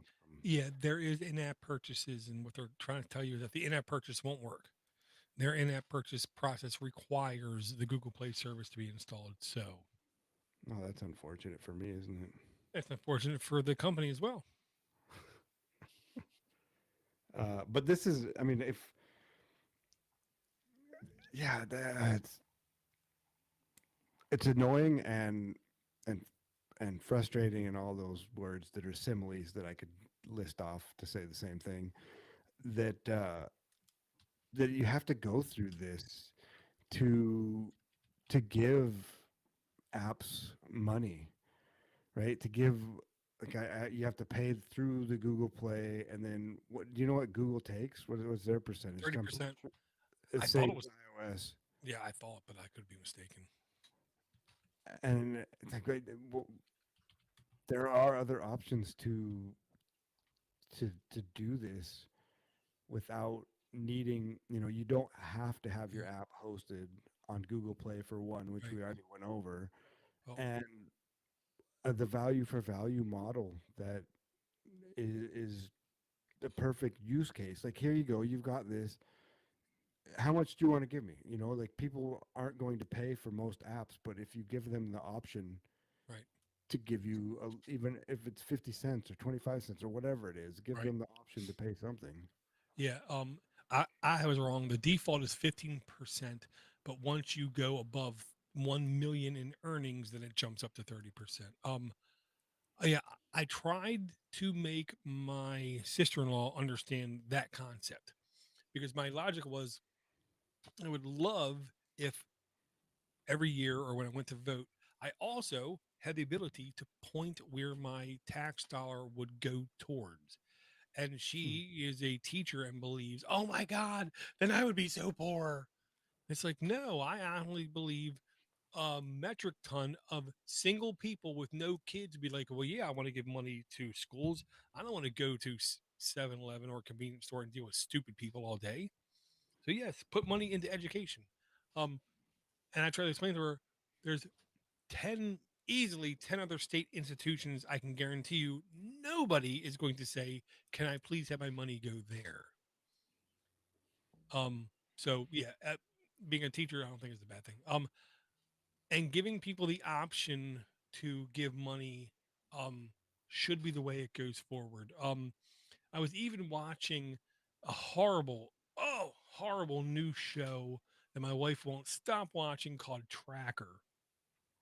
And it's about some cracker ass cracker in his big ass American pickup truck going around and finding people because everyone else is too stupid to do it.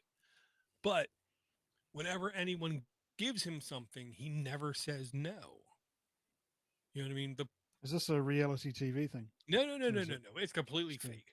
Where the guy Oh, goes and like he was going to go find a good. kid, and they decided to pull back the reward on it, but he doesn't care. He's in it for finding people and rescuing things. And then at the end of the episode, a parent gives the guy like $2,000, and he doesn't say no, or he doesn't say I don't need it, or he doesn't say whatever. He just takes it because when someone gives you something, the worst possible thing you can say is no. If someone offers to buy me a new phone because I'm using a Huawei P20 Lite, the worst possible thing I could do is say no to that person.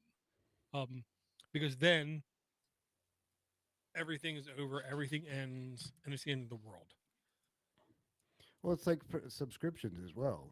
You have a dollar, or you have a firewall or a paywall, and you say, okay, it's $5 a month to get the second half of this podcast, or whatever it is. And maybe if you just said, give me what you think it's worth, somebody would say, You would oh, be even richer. 20 or 50 or whatever it is, like instead of having this Oh yeah, paywall. oh yeah. I mean, I can tell you right now, I'm a testament to it. Where I've done a thing where I ask people to pay what you want, and I've had people from random spots around the world where the normal price is only $20 send me $200 because that is what it was worth to them. Is So, that so your OnlyFans account? um, it was my only feats account, but that's different.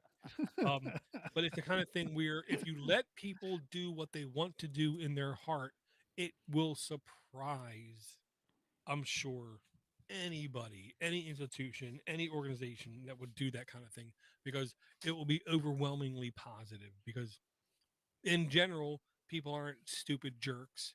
It just happens to seem like it when you run across them in the average parking lot of a grocery store or something. Yeah, but that works for you, Dor, because your primary goal is not making money. Your primary goal, you're doing this because you Oh, enjoy it. no, no, You, no, no, no, no. If y- my primary goal was making money, there'd be no difference. The only difference is I would have to know ahead of time this is going to take, just like George Harrison said, it's going to take a whole lot of time and it's going to take a whole lot of money. It's going to take a whole lot of investment because this is not something where you put nothing in and get something out of. yep. Period. And all you need is 1,000 people out of the 6 billion people on the world to think you're cool and awesome to be, Yeah. to be, um, let's just say But you have to be successful to a genuine degree. as well. You have to be genuine in what you're doing. You have Well, to say, "This is and what I've got this skill. I've got this thing I really care about. I want to put it out in the world. If you want to give me money, that's fine. well, That's well, great. I won't say no." well, that's the whole thing. You have to be willing to do it for nothing. Once you're willing to do it for nothing, other people recognize that and give you money for it, Mm. basically to contradict you almost. But at the same token, if you don't make that a priority, in my experience, you'll be shocked at how unbelievably it will be fulfilled without you worrying about it. When you make something like that a priority, then it tends to sway beliefs, judgments, feelings, experience. It makes you do things you basically don't want to do, kind of thing. Yeah. Because Kind I of know like a prostitute. wow, just off the rails. And I know that Ivor's hankering for it, and I haven't said it yet. Say Bitcoin is it. Coin. for this as well, and Ooh. but even more so the Lightning Network, which is layer 2 on top of Ooh. Bitcoin to get even more nerdy. But you Yeah, can send I got fractions. confused now. I'm like flavoring the water. you I can like you can Bitcoin. send you can send micropayments to people for free anywhere in the Yeah. world Yep. instantaneously. It's going to change the world. That. Yeah, you don't need the middlemen.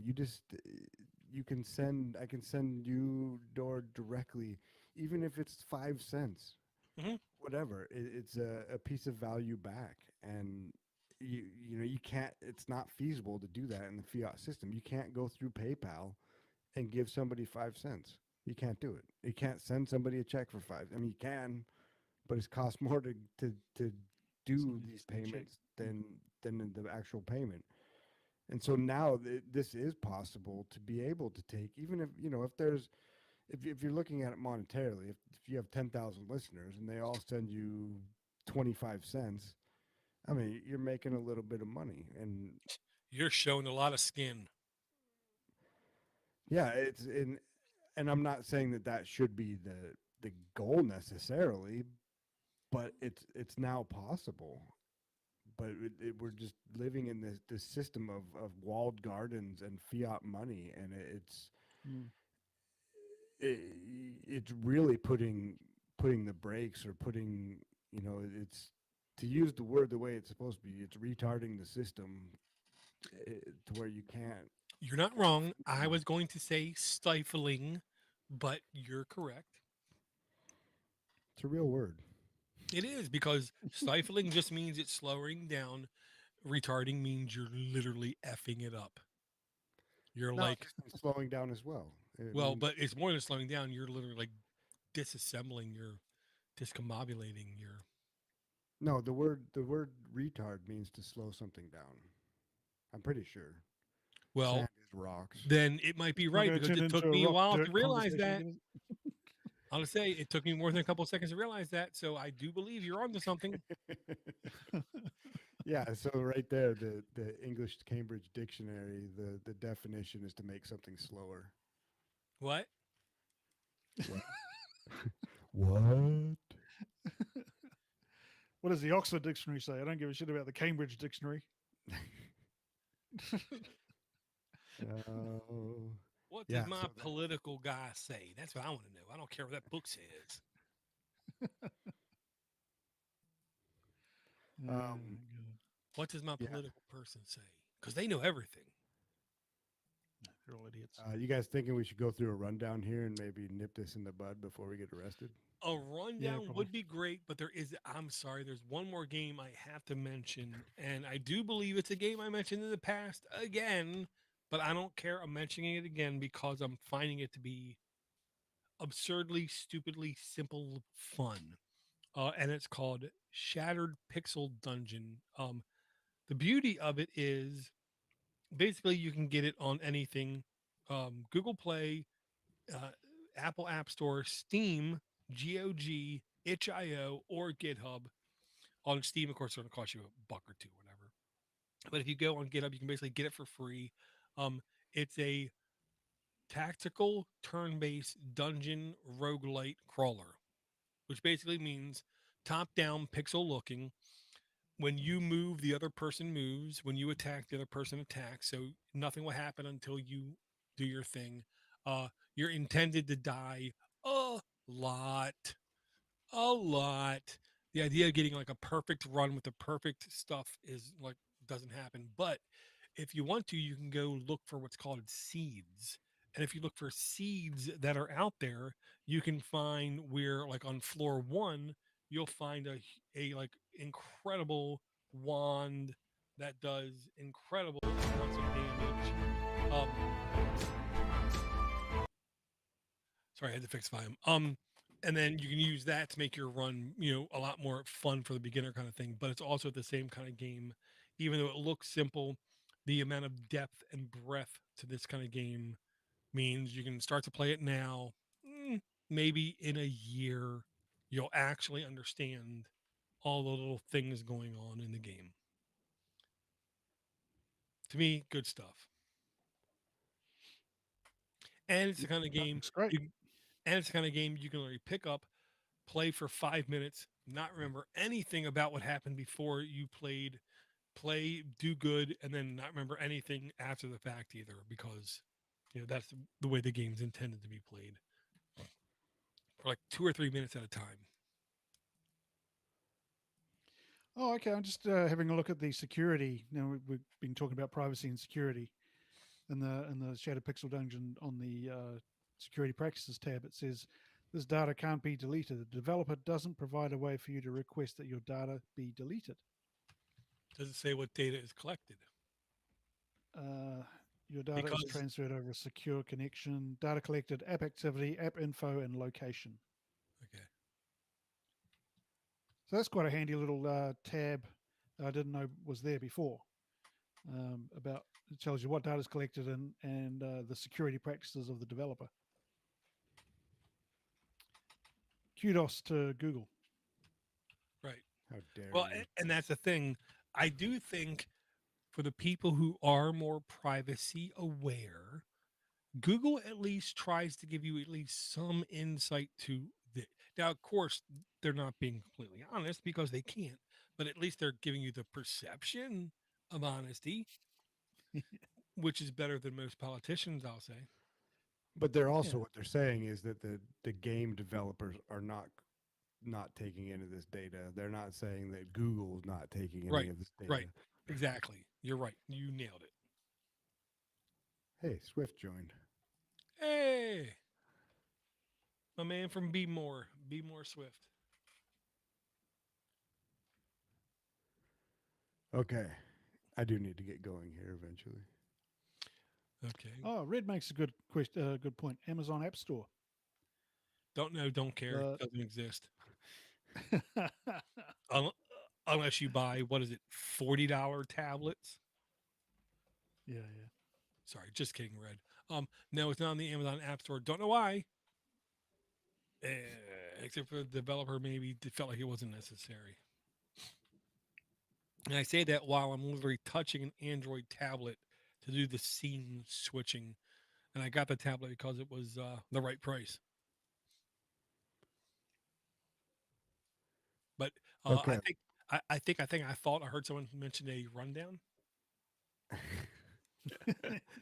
Yes, that's what you interrupted as I was trying to start. Interrupted? Why? Why I oughta? I'm like turning into like a southern preacher or something. I don't even know why I oughta. You trying to say I interrupt? Can I finish? Can I finish? Like Ross Perot, can I finish? Excuse me, can I finish? I had ninjas in my backyard during my daughter's wedding. Can I finish? What? Ninjas in my backyard. That's I'm what he just said. There's a He show said he had title right ninjas. there. No. He said he Ninjas had in my ninjas in his backyard. backyard. And as soon as he said that, the entirety of America said, well, I guess I can't vote for him. And he still got more third party votes percentile than any candidate in like the last like 80 years. I'm pretty sure that he was his life was threatened and that of his family as well if he pushed. Oh, I guarantee you it was. Yeah. Okay. Well, there are a few apps there at the end, but we started this talking about how Google can uninstall apps Mm-hmm. as they're forced to do in somewhere Argentina. Argentina. Yeah. And Very then interesting country, Argentina. how dumb phones Steaks. are making a comeback. And Feature about phones. how Don't call them dumb. That's insulting. You're going I to was be written reading, up for that. HR is going to be in contact with you. How dare you call it I dumb? didn't use the R word. Jesus, just because it's not up to your standards, I was you reading the privileged headline person. I was reading the headline from The Economist. Thank you very much. Yeah, you're Uh, privileged. There you go. Who reads The Economist? Privileged people. I don't know. You put the link in. Oh, crap. We talked about Nokia HMD phones. We talked about Untracker by Zhang, NetGuard, the above phone, Group track locations by Canopos Software LLP. And we didn't actually talk about this, but Ivor put it in as a link to Cronus Information Widgets by DV Tonder. Oh, We talked about how Sync What? Thing I don't do that. What are you talking was about? not being developed, and how Mozilla Thunderbird was going to be on Android coming up, and the oxymoron of Microsoft security for their email. Something about ESDE on Android Guide. something, an emulator that Dora brought. Emulation. BlueStack store, going out. I don't know. Zap.store. Losing momentum here, kids. Obtainium, Hero of the Kingdom, Tales 1, Kanta, Smart Audiobook Player by Book Software, Shattered Pixel Dungeon by Shattered Pixel, My goodness.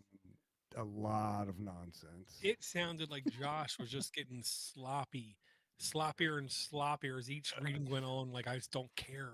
Just get it over with. You- Jesus, these people won't shut up talking. yeah, we have Just a lot. Noster. Let's just talk about Noster, for God's sake. Bitcoin. Yeah. Well, thank you for the rundown. It definitely was fitting. Did you just say it was definitely fitting? I defecate a lot, and it fits in certain areas. Yeah, well, at least it's not in your kitchen. Well, it could be, don't you know? You just set it and forget it, like Ronco. Right. So, number one, I hope everyone is having a good year, a good fall. And even though for Ivor it's the spring, you just had winter break and you're getting into more soggy areas, I'm going to guess. Yes, it's getting very soggy here. And summer is still a long way away. We're getting into nasty weather. But, Mm. yeah, Well, it should I hope, improve around January. right. Well, I hope the things that you need to dry out sufficiently do quicker than sooner. While Josh is basically going to he's getting ready for the deep freeze. I really Yeah. am too, man. I'm trying to, because we're actually heading to Hawaii on Monday for 8 or 9 Okay, days. so not deep freeze. Got it.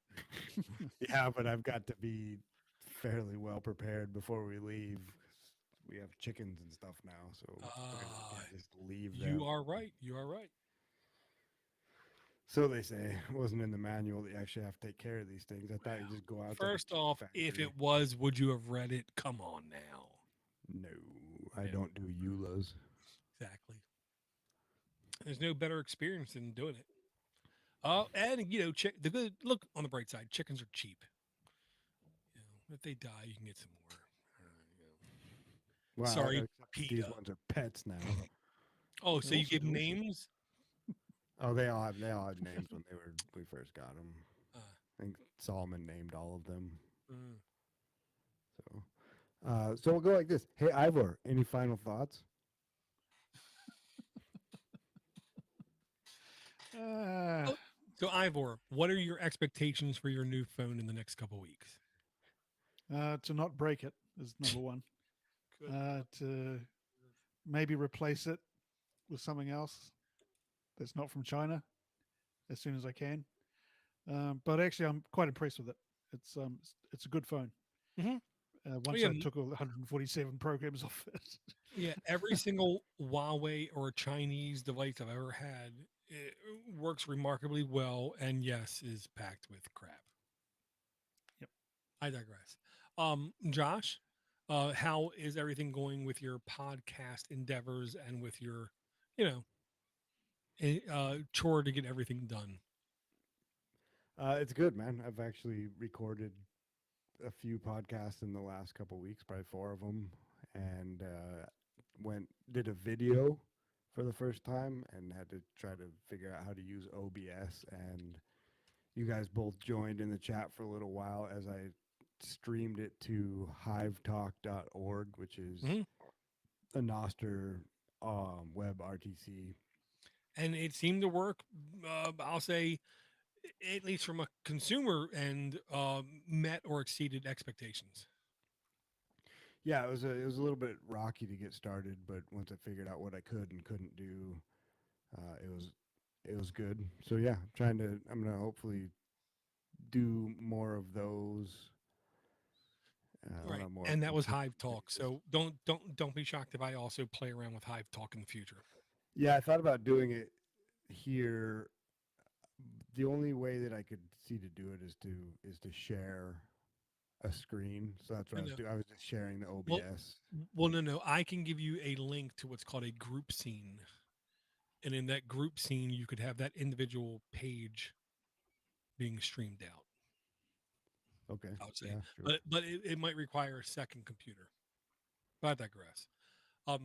Well, yeah, and that's podcasting for value, where the number is 4, and that is a value for value podcast. Where Literally yeah, exactly, and running on it's the interplanetary file system. yep, absolutely. I And get so it. the point of it is, or was, and I guess still is, trying to create a podcast with free, as much free and open source as possible. So basically, the getting out a podcast for the least amount of money, and just to try it so that anybody in the world can do it. You know, that Right. it's to make it, find a way that it's accessible to have a quality product. Not that I could put out a quality product, but the the the structure is there to do it, and to have it functioning as a value for value proposition. If that makes any sense. Yeah, yeah. I definitely agree with it. I'm How just about you, Dor? copy. You got any final words? Yeah, life Yeah, no, sucks. get out Get of here. over it. Um, you're not special. I'm not special. No one's special. We all just need to um, be nice, do our part. Don't be a jerk, unless, of course, the other person deserves it. But um, don't forget, there's always somebody out there who, if you ping, will be completely ecstatic to hear from you. Um, I literally pinged a guy I haven't talked to in like 2 or 3 years, and I said, I have an election coming up, and I wish I could vote for it. I put his name in the chat. I wish I could vote for you tomorrow. Just stuff like that, and that's the kind of thing that makes everybody feel better. And speaking about feeling better, you can make us feel better by just sending us an email at aaa@podnutz.com, or by sending us a voicemail at 607 Podnut.